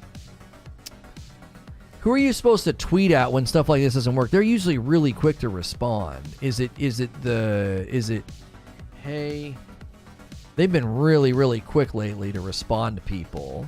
Is it YouTube creators? I think it's YouTube creators.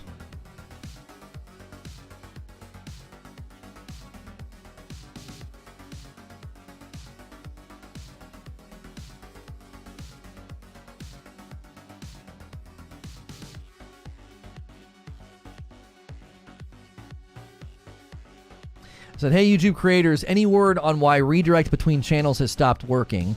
Is there a workaround, and are you aware of the problem?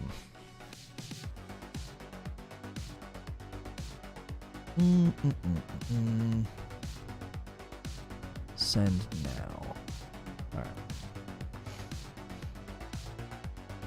You hated Arkham Origins? That was the one that I didn't play.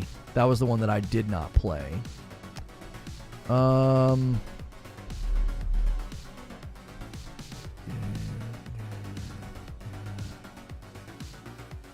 Yeah. Robin looking way off brand with that skin. Yeah, he looks like the Flash. He looks like the Flash. Most PS5 games dropping within a year are 70. I want to be clear about the pricing debate. I don't have a problem with $70 games. I don't. Try to redirect to Wolvie again. All right, hang on. Then we have to move on. Yeah, no worries. I mean, we're just watching the gameplay. I don't have a problem with $70 games. I think truly next gen, extra features, more stuff. I think all of that. Yeah, I still not showing me any videos I can redirect to. Do you have a hyperlink for me, creature?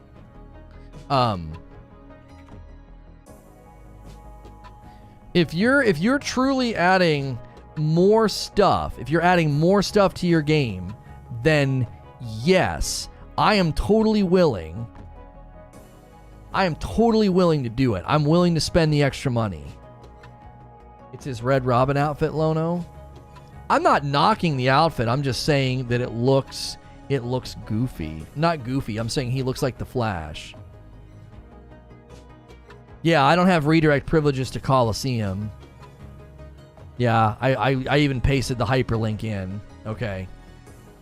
Well, hopefully I get a response from YouTube on Twitter. We'll see if they don't know what's going on. So you can delete that. You don't get a reply from YouTube. You may try later on. Let me know. Okay, D-Crew.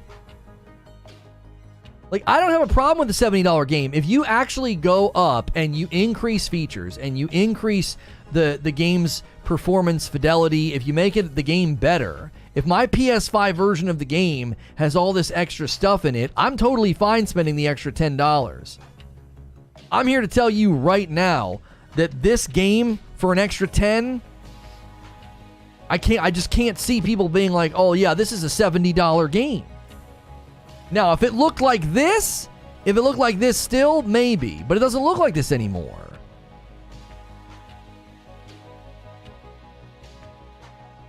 I personally don't support the $70 price tag. I just buy those games that are 60 or less. Waited 3 months for Rift Apart. It went to 60. 2 months for Returnal. And then it was 40. Oh, Team YouTube is a support team? Alright, hang on. Team YouTube?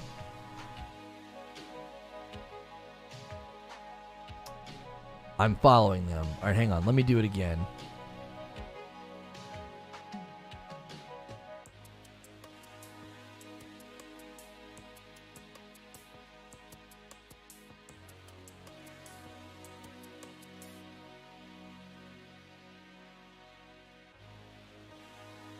Whoops, hey Team YouTube, any word on this? I'll just do a retweet. Like a quote tweet. There we go. I just want to know if they're aware of it. Is there a workaround? Are you aware of it? Like, you guys launched this feature, it worked great, and now it's not working at all. Forspoken's going to be 70 on PC. I don't see it doing well on PC. If Elden Ring isn't 70, this shouldn't be. But Elden Ring didn't... No. Elden Ring was on every platform. Elden Ring did not offer anything new. Oh, they know? Search it on Twitter.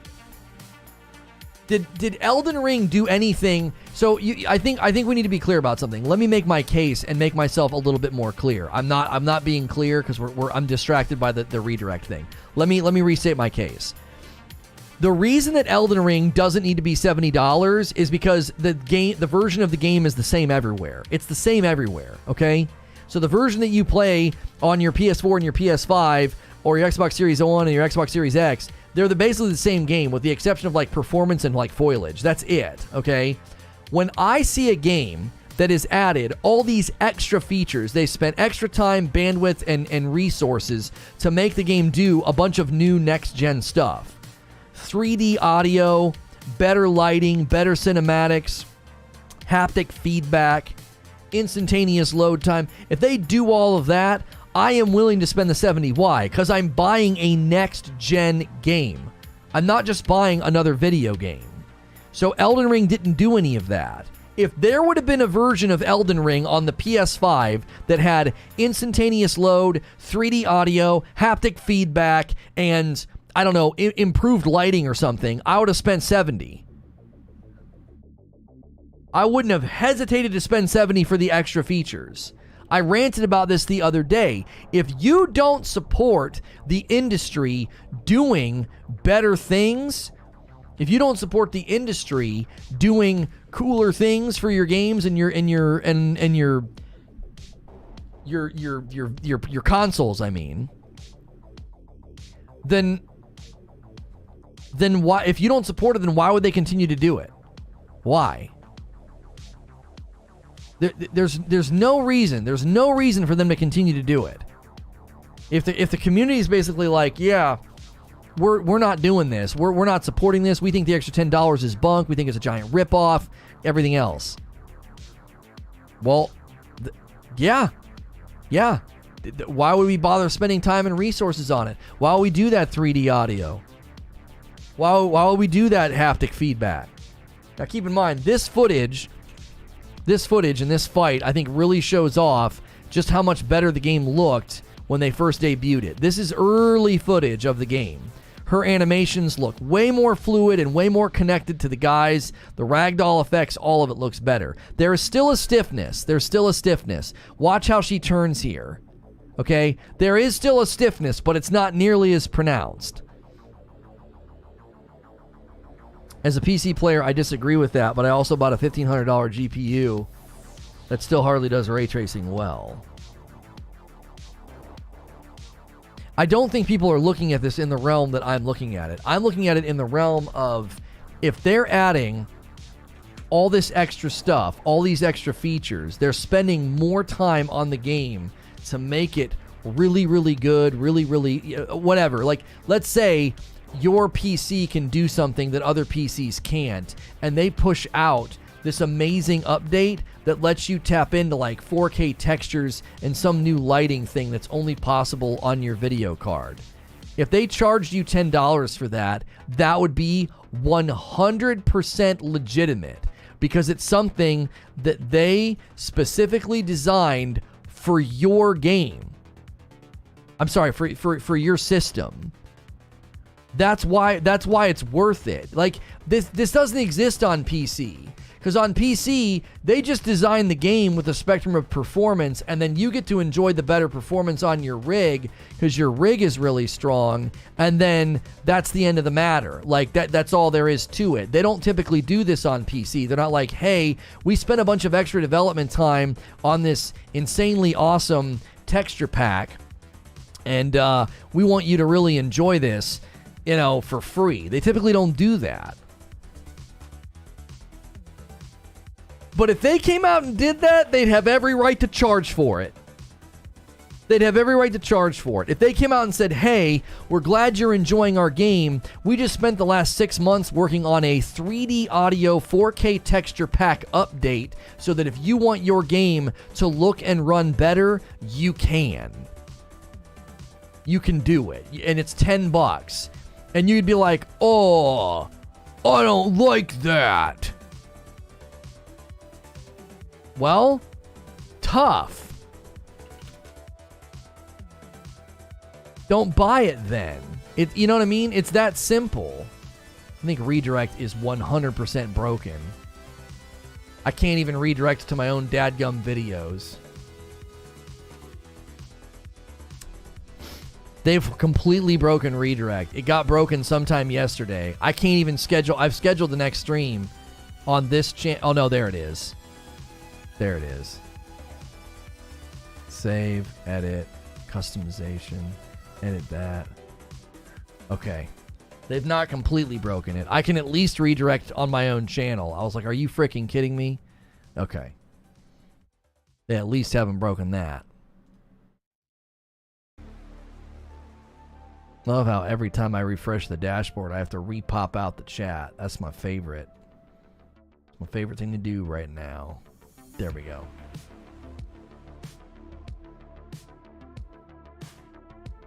Gotham Knights has over 4K tweets in 1 hour. Lamau. Regardless of your preference of what value for money is, the fact that they provide more means they can charge more. That's what I'm saying. If From Software came out and said, hey, all you guys that are enjoying the game on PC, guess what? For $10, you can get a 4K texture pack. Vapor says, at what point is $70 not worth it? Remember the Anthem Legendary Edition was $70 and it cratered? Well, it's one thing when you charge $70 for a bunch of extra stuff like perks and benefits and things, Vapor. I think that's very, very different. That's very, very different.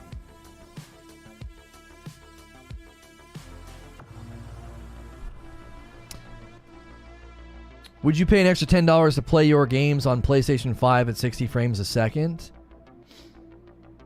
Well, okay, so that's called backwards compatibility, and they don't charge for that. So when I installed Ghost of Tsushima or Spider-Man or Horizon Zero Dawn or God of War, all of those games got free updates with the backwards compatibility, so I could play them 60 FPS.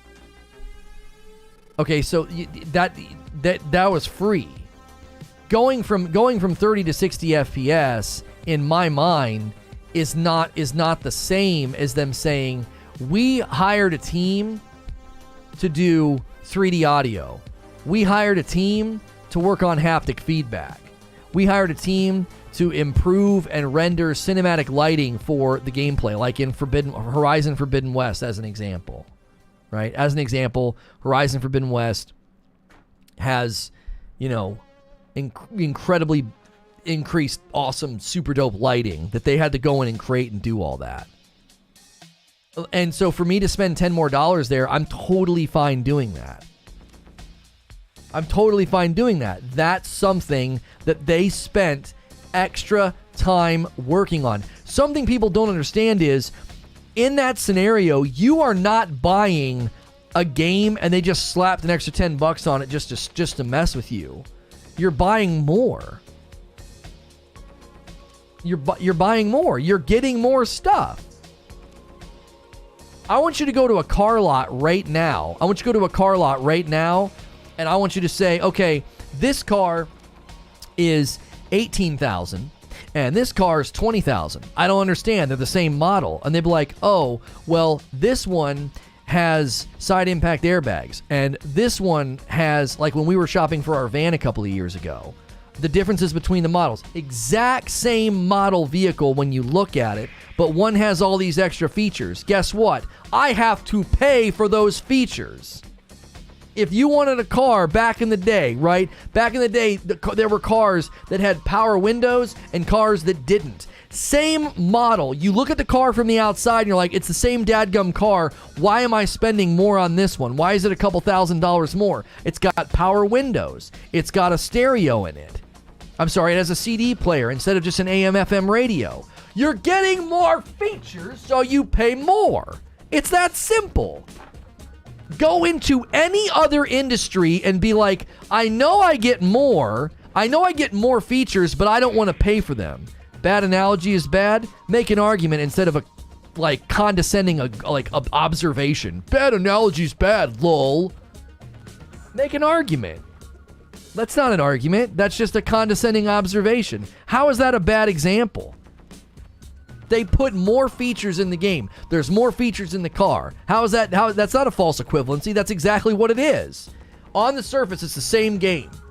Same exact game. But over here, it's got all these extra features. It's got all these other things that it can do that your version of the game can't do.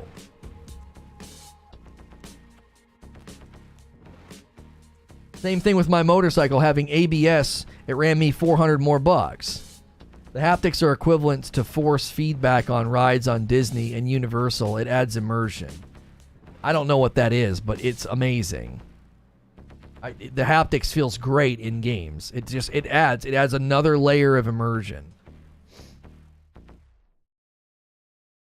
Came in late to the stream, says Mosey. What do you think of the game? Should I pre-order? I don't know right now. It's a $70 game, and they did something to the character models. Look at the character models. Look at the character models. They suddenly increased lighting and texture effects on them. Look, here's 2021. Here's right now, right? And this is you were just watching old footage that looks better. This is new footage that looks worse. There's something very clunky about all of the characters, the animations and their movement. And I think it's because they increased graphical fidelity, textures, and lighting effects on the models, and because of that, they had to simplify the character animations, and it makes everybody look clunky. I also think that's why they had to cancel it launching on the old gen consoles, Xbox One and the PS4. You already bought the console capable of better performance and controller capable of those features. You shouldn't need to pay more to use a feature you already bought. Yeah, you're right. You did buy the console, and you did buy it so it's got those features that are capable. And you know what? The developer that makes the game, you didn't spend a dime or give a dime to them. You didn't give a cent to them. You bought a really, I'm gonna blow your mind, Doom. You ready for this? Go buy a Blu-ray player. I don't understand. I bought the Blu-ray player from Sony that's capable of playing Blu-ray discs. Why do I have to pay more for the Blu-ray instead of the DVD? Because the Blu-ray comes with extra stuff, man. That's the way it works. What do you mean? But I bought the hardware capable of doing the cooler stuff. I shouldn't have to spend any more money ever again. I should be able to buy at the DVD price. No. You bought a Blu-ray player, and if you want to get a Blu-ray with all those extra cool added things, it costs more than the DVD. In every other industry, you pay more to get more. It's only in the gaming world that gamers are like, I want you to spend more development time, more bandwidth. I want you to hire more employees to do more things in a video game, and I don't want to pay for it. We're the only people that do this. Nobody walks into Best Buy and says, this is unconscionable. Why are they charging more for the Blu-ray? It has new stuff on it, extra features, but I already bought a Blu-ray player. The Blu-ray player was more expensive than a DVD player. Why do I have to spend more money now? Because you're getting more. You're getting more stuff. More features on a car, more features on a Blu-ray, more features in a video game. You have to pay for more value in every other industry in existence. Companies don't do more work and spend more resources and have more employees just to give you free stuff for showing up. It's just ridiculous. It's ridiculous. We've had this argument almost every 3 months, and every time no one makes a compelling argument why any developer should spend extra time and resources to give you awesome new cool features in your game and not charge you for it. No one's ever made a good argument.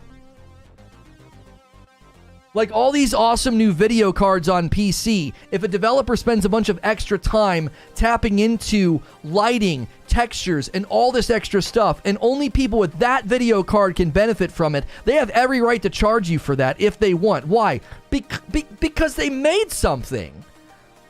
They made something, and they can charge money for it. That's the literal way that the economy works. Supply and demand. The greater the value, the greater the demand, the greater the price. Like all those things work in tandem. This anti-$70 thing, I'm telling you, I'm telling you right now, the sickness, that's a sickness that's going to cause all these companies to say, screw it. It hurts sales projections. Let's just charge $60 and not do any of that extra crap. Yeah, you guys in the 3D audio department, we got to let you go. There's the demand isn't there for it. Boom. Lay those people off. Yeah, the haptic feedback, it just isn't worth the extra time. We can't, the sales projections on the game absolutely plummet the minute it's 70 instead of 60. And so if it's not valued, they'll stop. They won't offer it. It's the bagel breakfast sandwich at Chick-fil-A. It's the bagel breakfast sandwich at Chick-fil-A. Not enough people bought it, and I can't get my favorite breakfast sandwich anymore. It's gone. They got rid of it because the consumers didn't buy it. They're like, it wasn't as popular. Biscuits were cheaper. The biscuits more common. The biscuits like a staple, like a biscuit sandwich. That's just like a staple breakfast food for Americans.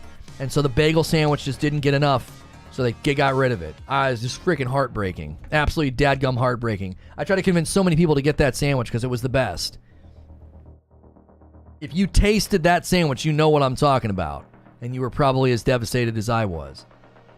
$70 video games are the Chick-fil-A breakfast sandwich. If they're not valued, if they're not supported, if they're not purchased, if people do all this crying and whining about it and don't support it, then they won't do it. And then you're going to get a bunch of games on your next-gen console. Well, I don't understand. Why doesn't this game have all those cool features that Horizon Zero Dawn did and God of War Ragnarok? Why aren't you guys doing that? And they're like, it's real simple. It hurt sales projections and it hurt our margins.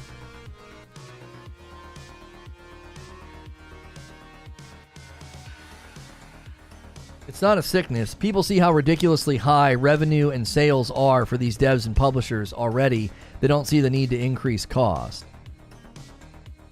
What do you mean they see? What do you mean? Well, they see Outriders not making a profit?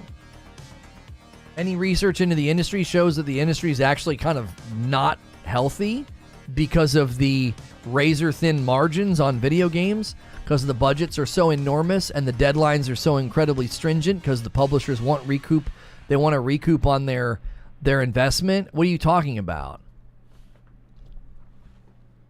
With the amount of money made off the games doesn't warrant a price increase. The only thing that hurts sales projections is if the game is a bad game. So you think that sales projections are only hurt by a game being bad. You don't think price point will hurt a sales projection. Have you paid any attention to the gaming community or the chat today? You don't think that a $70 price point is going to hurt sales projections and sales forecasts. Most aren't raking in cash. Yeah, it's not, and that's the thing is it's not this. It's an incredibly lucrative and booming business. That is true. But They cannot afford to do all this extra stuff for free. Paying extra for 3D audio haptic feedback is fine, but paying more for increased resolution and FPS and better graphics lighting is ridiculous. Now, I can't agree to that because I don't know what you mean. A lot of the free updates on resolution and FPS, they just did. But if you're talking about better graphics and lighting, that requires them to go into the game and do a bunch of extra dev time. I think that's fine if they charge for that. If they go into the game and they add an entirely new texture pack, entirely new lighting system to really upgrade the game, I think it's totally fine to charge money for that. I'm not saying they have to. I'm saying they have every right to. Yeah, the Xbox division has never been profitable. Let that sink in. Right. So many avenues of gaming are not profitable. You know, it's funny. It's really, really funny. The same people that will cry and whine about a $10 price increase are the same people that will moan and complain that everything's looking and going everything's going to the mobile format. Everything's going to the microtransactions format. Gee, I wonder why that is. Because the big, giant, AAA, humongous budget title video game is incredibly difficult to do these days. And it's because they haven't been able to move the price point on games for 20 years. I bought games for my Nintendo, Super Nintendo for $50 and $60, and that price point hasn't changed that entire time. The budgets for these games has mushroomed beyond that. Now, I know quantity of sales has gone up, which is the only reason it's even solvent as a business.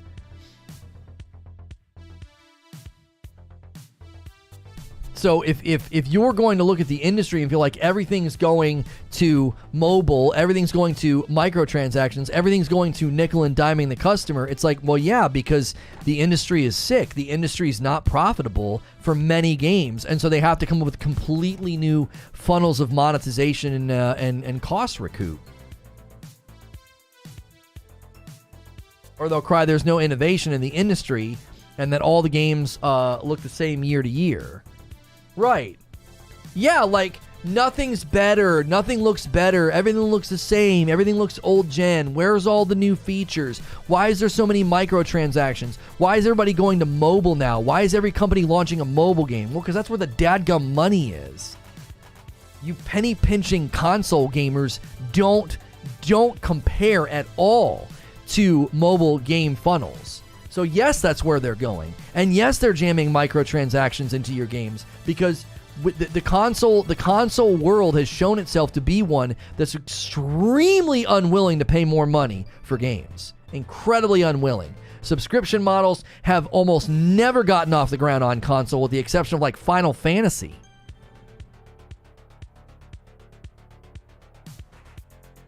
The average family just can't afford or justify something like a video game being that expensive based on the average income. Well, I mean, we could do income analysis and talk about leisure items having a decrease in sales, and that's a whole other discussion, though. That's a whole other discussion. I'm not a console gamer. I chimed in late, so I don't know what's going on other than haptic feedback, $70. Well, there's a whole lot more that goes into it than $70. I'm sorry, than haptic feedback. Sorry, Lono, but the pinching penny people come from PC? I mean, maybe, but my general experience in gaming commentary over the years has been console gamers don't expect to pay anything for anything. I pay for Game Pass. I pay for Xbox Live. Why do I have to spend any more money? That's why subscription fees struggle to ever get anywhere on console. Because like, oh, I already pay Xbox. Why am I paying you? Distorted says, even if you have a point, Lono, it doesn't matter how much you add to games. People will not be willing to pay more. It's not about paying more in general. It's about the total price. The average gamer consumes many games, not just one or two a year, and the average family is not going to want to spend $80 or more base price for something like a video game. I don't agree with that.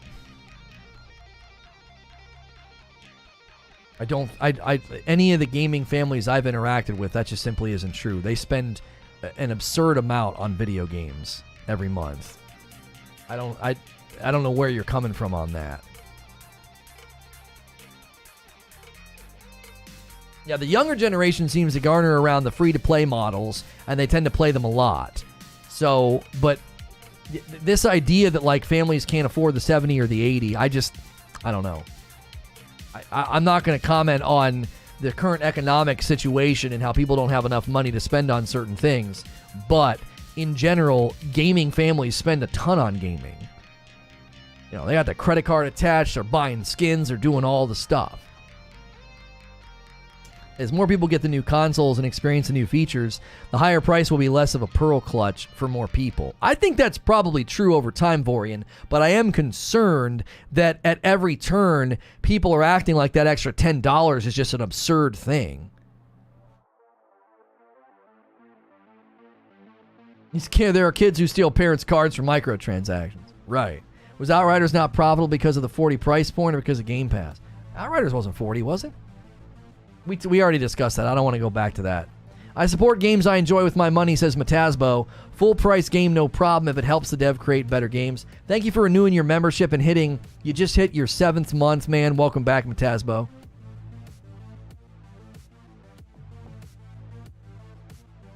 Definitive editions, ultra whatever editions usually have higher price points, so a $10 increase isn't bad per se.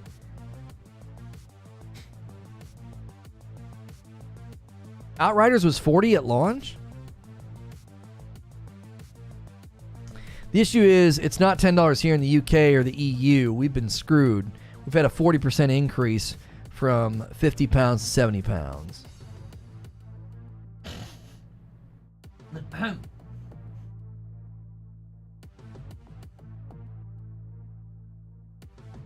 So in that article as well, attach ratios, 8.92 on the PlayStation 3, 8.76. What are those attach ratios for? Don't tell me the average gamer is playing a bunch of games. That's BS.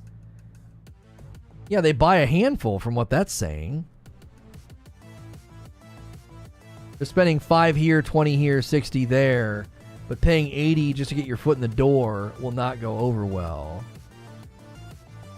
Gifted Subs is coming to YouTube on Wednesday. I read it on The Verge. Homie, it is Wednesday. The beta starts today. There's no announcement about when it's officially rolling out. We didn't get in the beta, which is just shocking.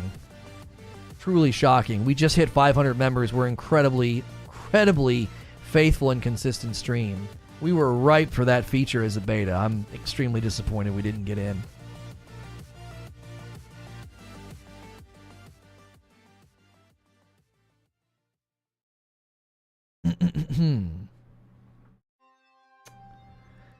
As a gamer, I have no loyalty to any side, says Creature. I'll pay for what I like, from whom I like, or else I might stop existing. Either way, that's the way of the world.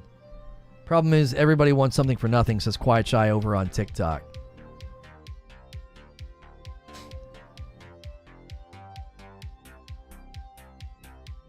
We argue semantics in chat. Your value for a game doesn't equate to diddly squat. The fact that they provide more features means they can decide to charge more, and if the market bites, let it be. Did you fill out the request form? Might help. What request form?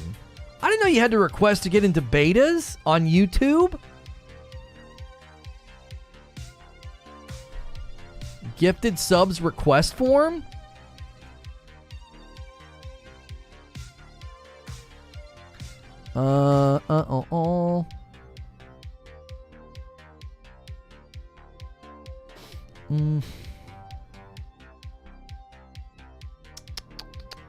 I'm looking. No. Don't waste your time, says Creature. It couldn't hurt. It couldn't hurt. You forget that they create tools to make it easier to put those features in. They streamline it. That means nothing to me. Like with the car example or the Blu-ray example. Like, they have tools. They have tools and they have all these great things that enable them to make things faster for cars. Faster for this, faster for that, right? 100%. That all those things they've gotten better and faster at making and creating.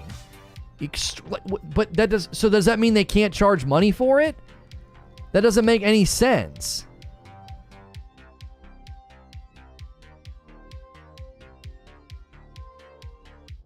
Yeah, and creating those tools had no cost? Yeah, exactly. Who did that? Details and eligibility for gifting. All right, here we go. You can express interest via this request form and we'll notify you if you get access over the next few months. Oh my gosh. We better fill this thing out. Over the next few months. Find your channel ID. I thought they were going to run this beta for like a week or two. They're talking about running this beta for months. We better fill this dadgum form out. Jiminy frickin' Christmas. Are you happy to conform participation in beta? Yes. Submit another response. We'll do it for both that and radio. I'm going to fill it out for both.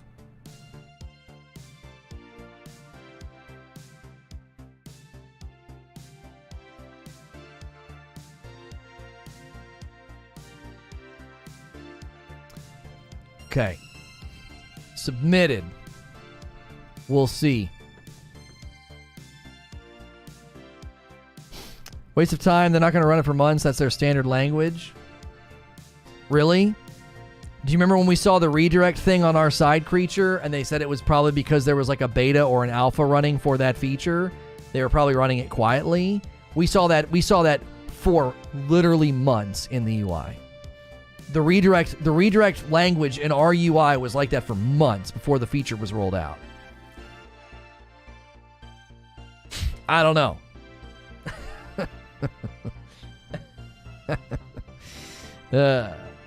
I'm filling it out. Why would they have the form if they weren't at least using it?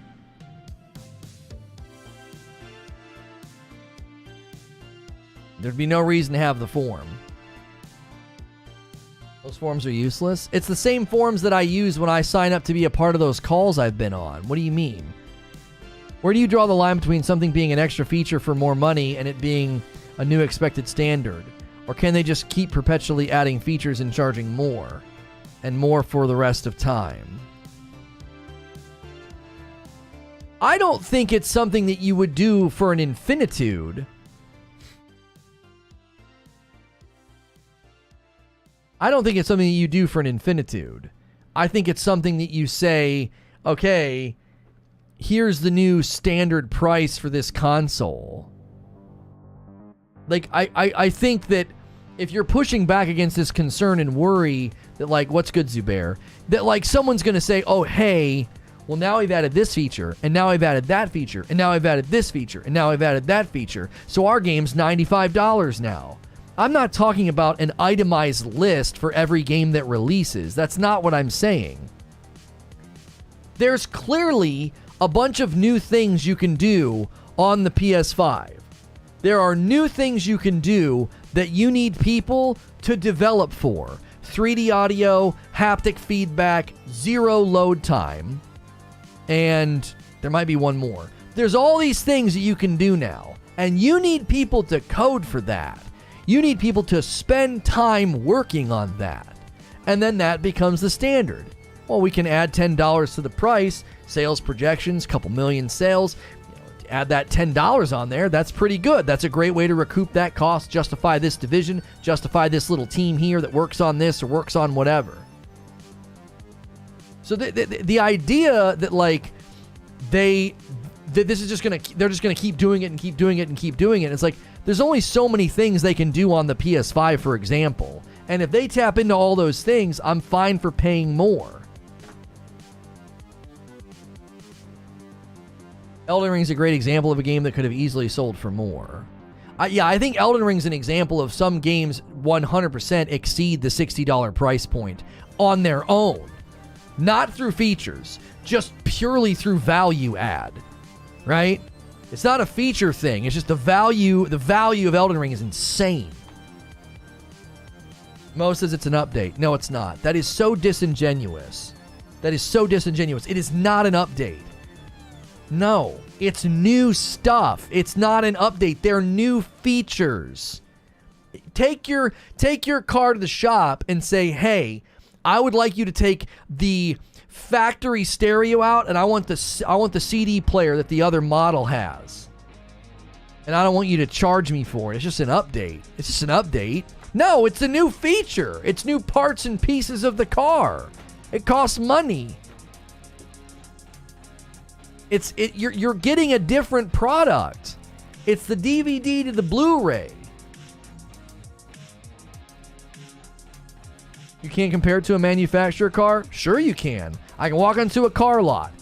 There's a Ford F-150. There's a Ford F-150. Same year, same make, same model, same color. This one's got a bunch of extra bells and whistles on it, and I have to pay for that. Oh, I go to the store. I have a Blu-ray player at home instead of a DVD player. Like you have a PS5 instead of a PS4. Better hardware to play something that's to do something that's better. Go to the store and compare Spider-Man DVD to Spider-Man Blu-ray. The Blu-ray costs more money. Why? It has more features on it. They put more stuff on the Blu-ray for you to enjoy. They put more stuff in the game. Better textures, haptic feedback, 3D audio, cinematic lighting, instantaneous load time. Blu-ray's a bad analogy? How is it a bad analogy? It's literally the same thing. DVD player, Blu-ray player. One can do a bunch of new stuff. PS4 to PS5, one can do a bunch of new stuff. Digital comparisons make no sense, not the manufactured goods. What do you mean? Like you can go and buy a Blu-ray right now. You can go and buy a video game right now. I love when people are losing. Oh, Blu-ray's a good analogy. Oh, I said good. I was like, Jiminy Christmas. He did. He said good. I misread. Yeah, Blu-ray's a better example than the car. I'll grant you that. Because the parts and the pieces that go into the car. But how are the parts and the pieces that go into the car any different than the parts and the pieces that they have to create for the game to get all that extra stuff? The car comparison is honestly not that much different than the Blu-ray. They're having to take the time to create it. It costs money.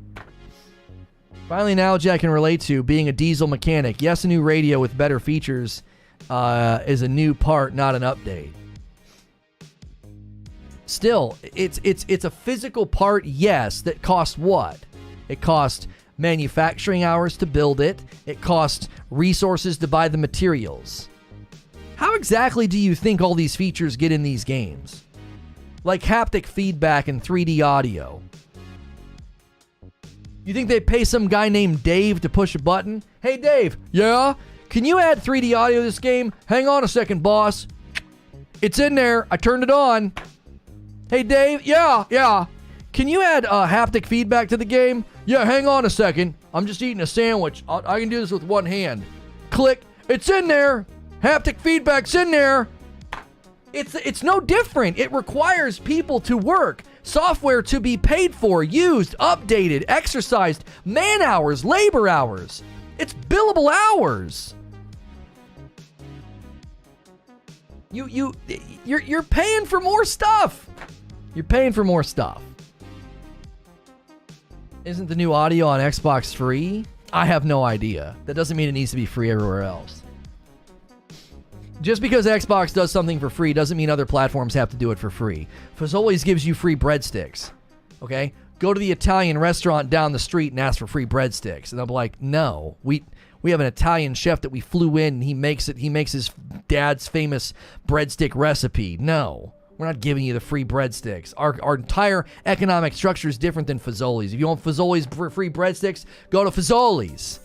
You want all that free stuff? You want all those free features? No free audio? Well, go play on your dadgum Xbox. Go get your Shine Box. Like, go get your Xbox and enjoy your FPS boost. Ooh. And enjoy your whatever audio thing they're doing.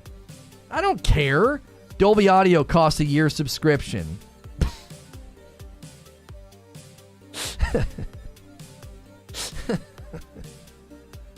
Oh my gosh.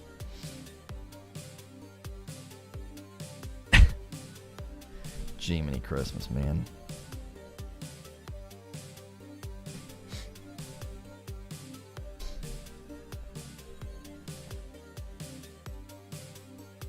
You're a whale. Look at attach rates. What's Steely saying? Where'd the data come from? Oh, yeah. There's plenty of data about attach rates. In a 10-year cycle, the average gamer buys 7 to 9 games. That's it. Yeah. Attach rates are not very high. Nope, it's a one-time lifetime fee and it's always there.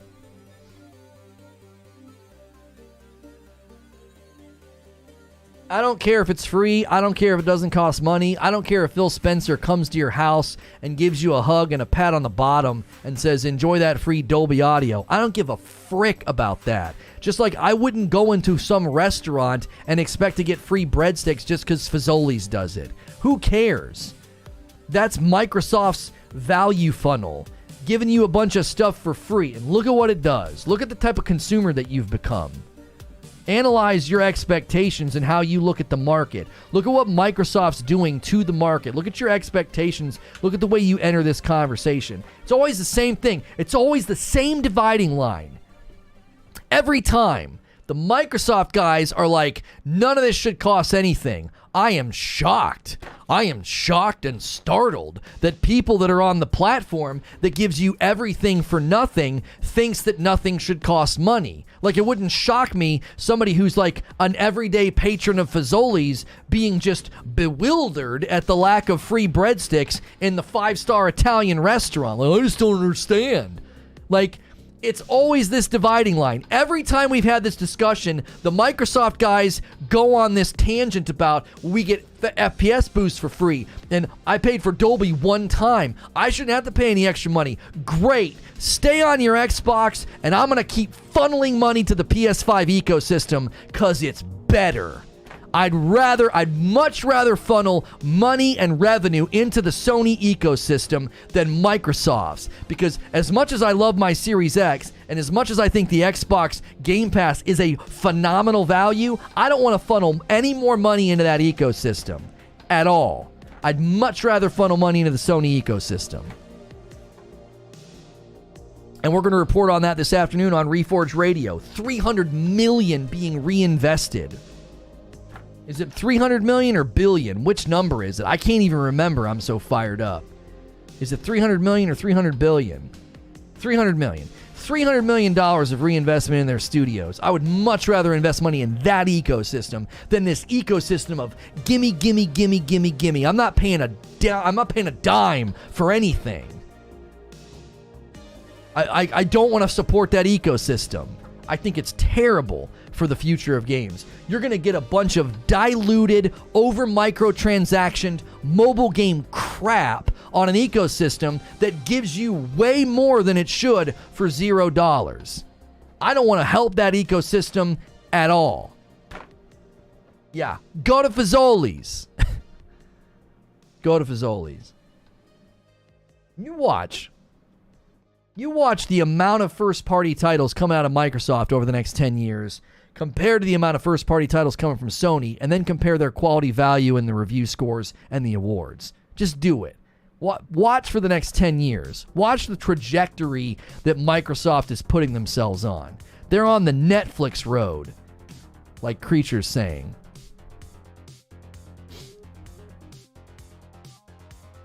The originals, the new original high production content on Netflix started to decline. It wasn't happening as often. Same thing will happen to Microsoft.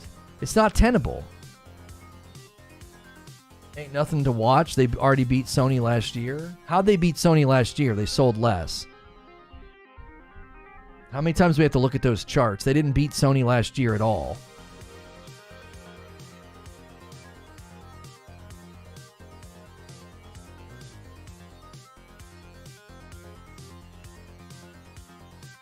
Sony's not even your US brand, unlike Microsoft. What do I care about that?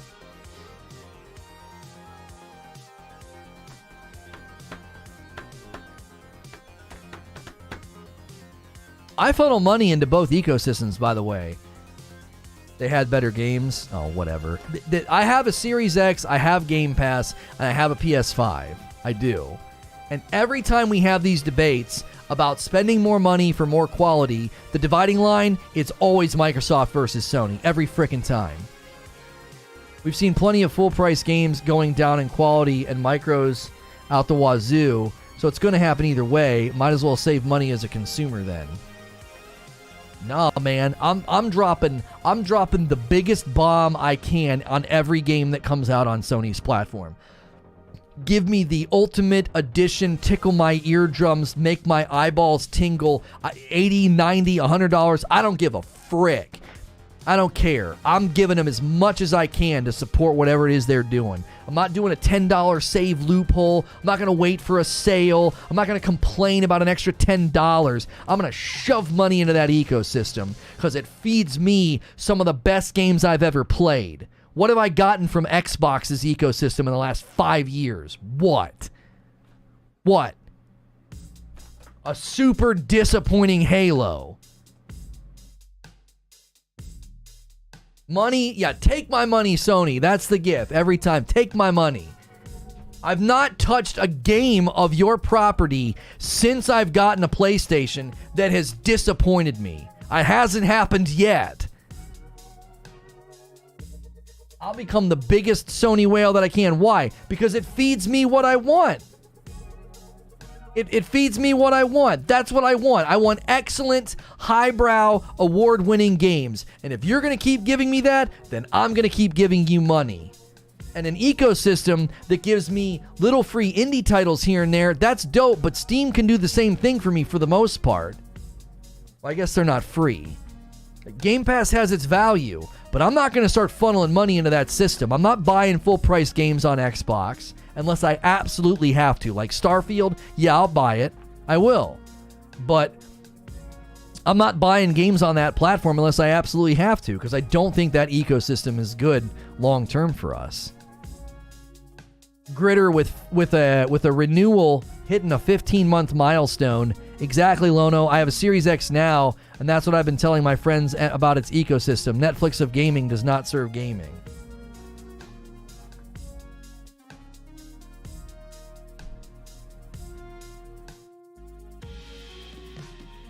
And listen, Microsoft could have a big comeback, but I'm telling you right now, every time these arguments come up, I feel like that's the dividing line.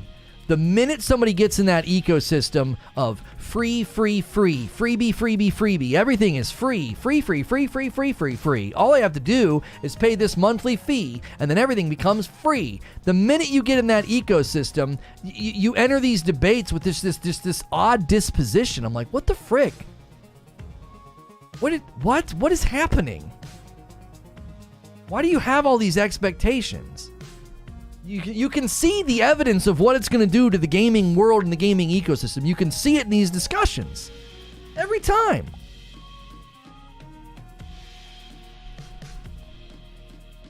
All right, I need to take a quick break, and then we're going to switch gears to talk about the next Division 2 Season 9. Is it time to make a comeback? I'm going to quickly run upstairs and hit some ads. Listen, we haven't gotten any new members today or coffee orders. We really need those things to happen every day. If you want to see, as an example, if you want this ecosystem and this great show and these daily talk shows to continue, you got to do what you can to support it. There's free ways to support.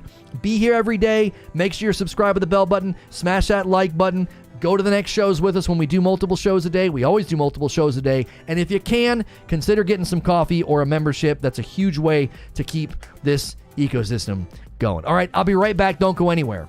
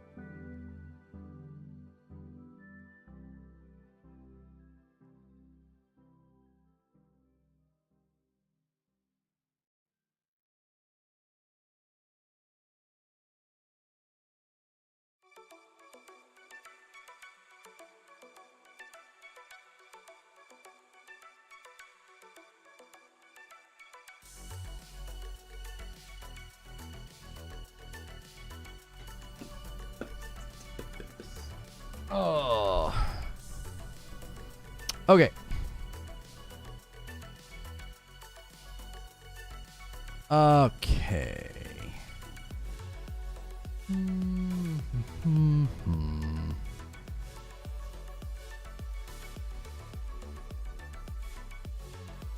Okay, let me get the tweet ready.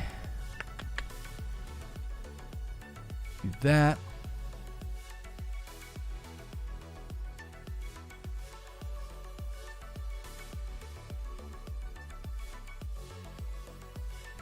Is it comeback time for the division?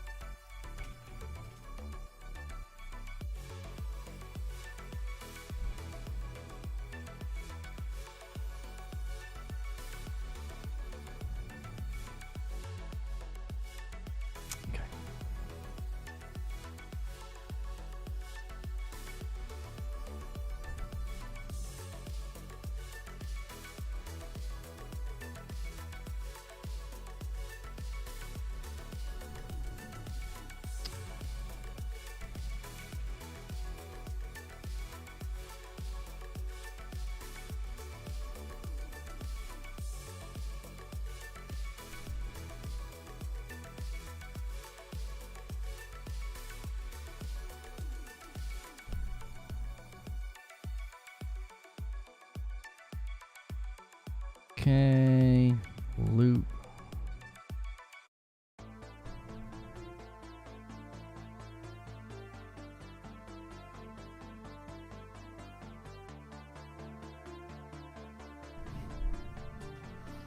All right. Dang it. I'm going to put a link in chat. We got to go quick. In case redirect doesn't work, you have a link.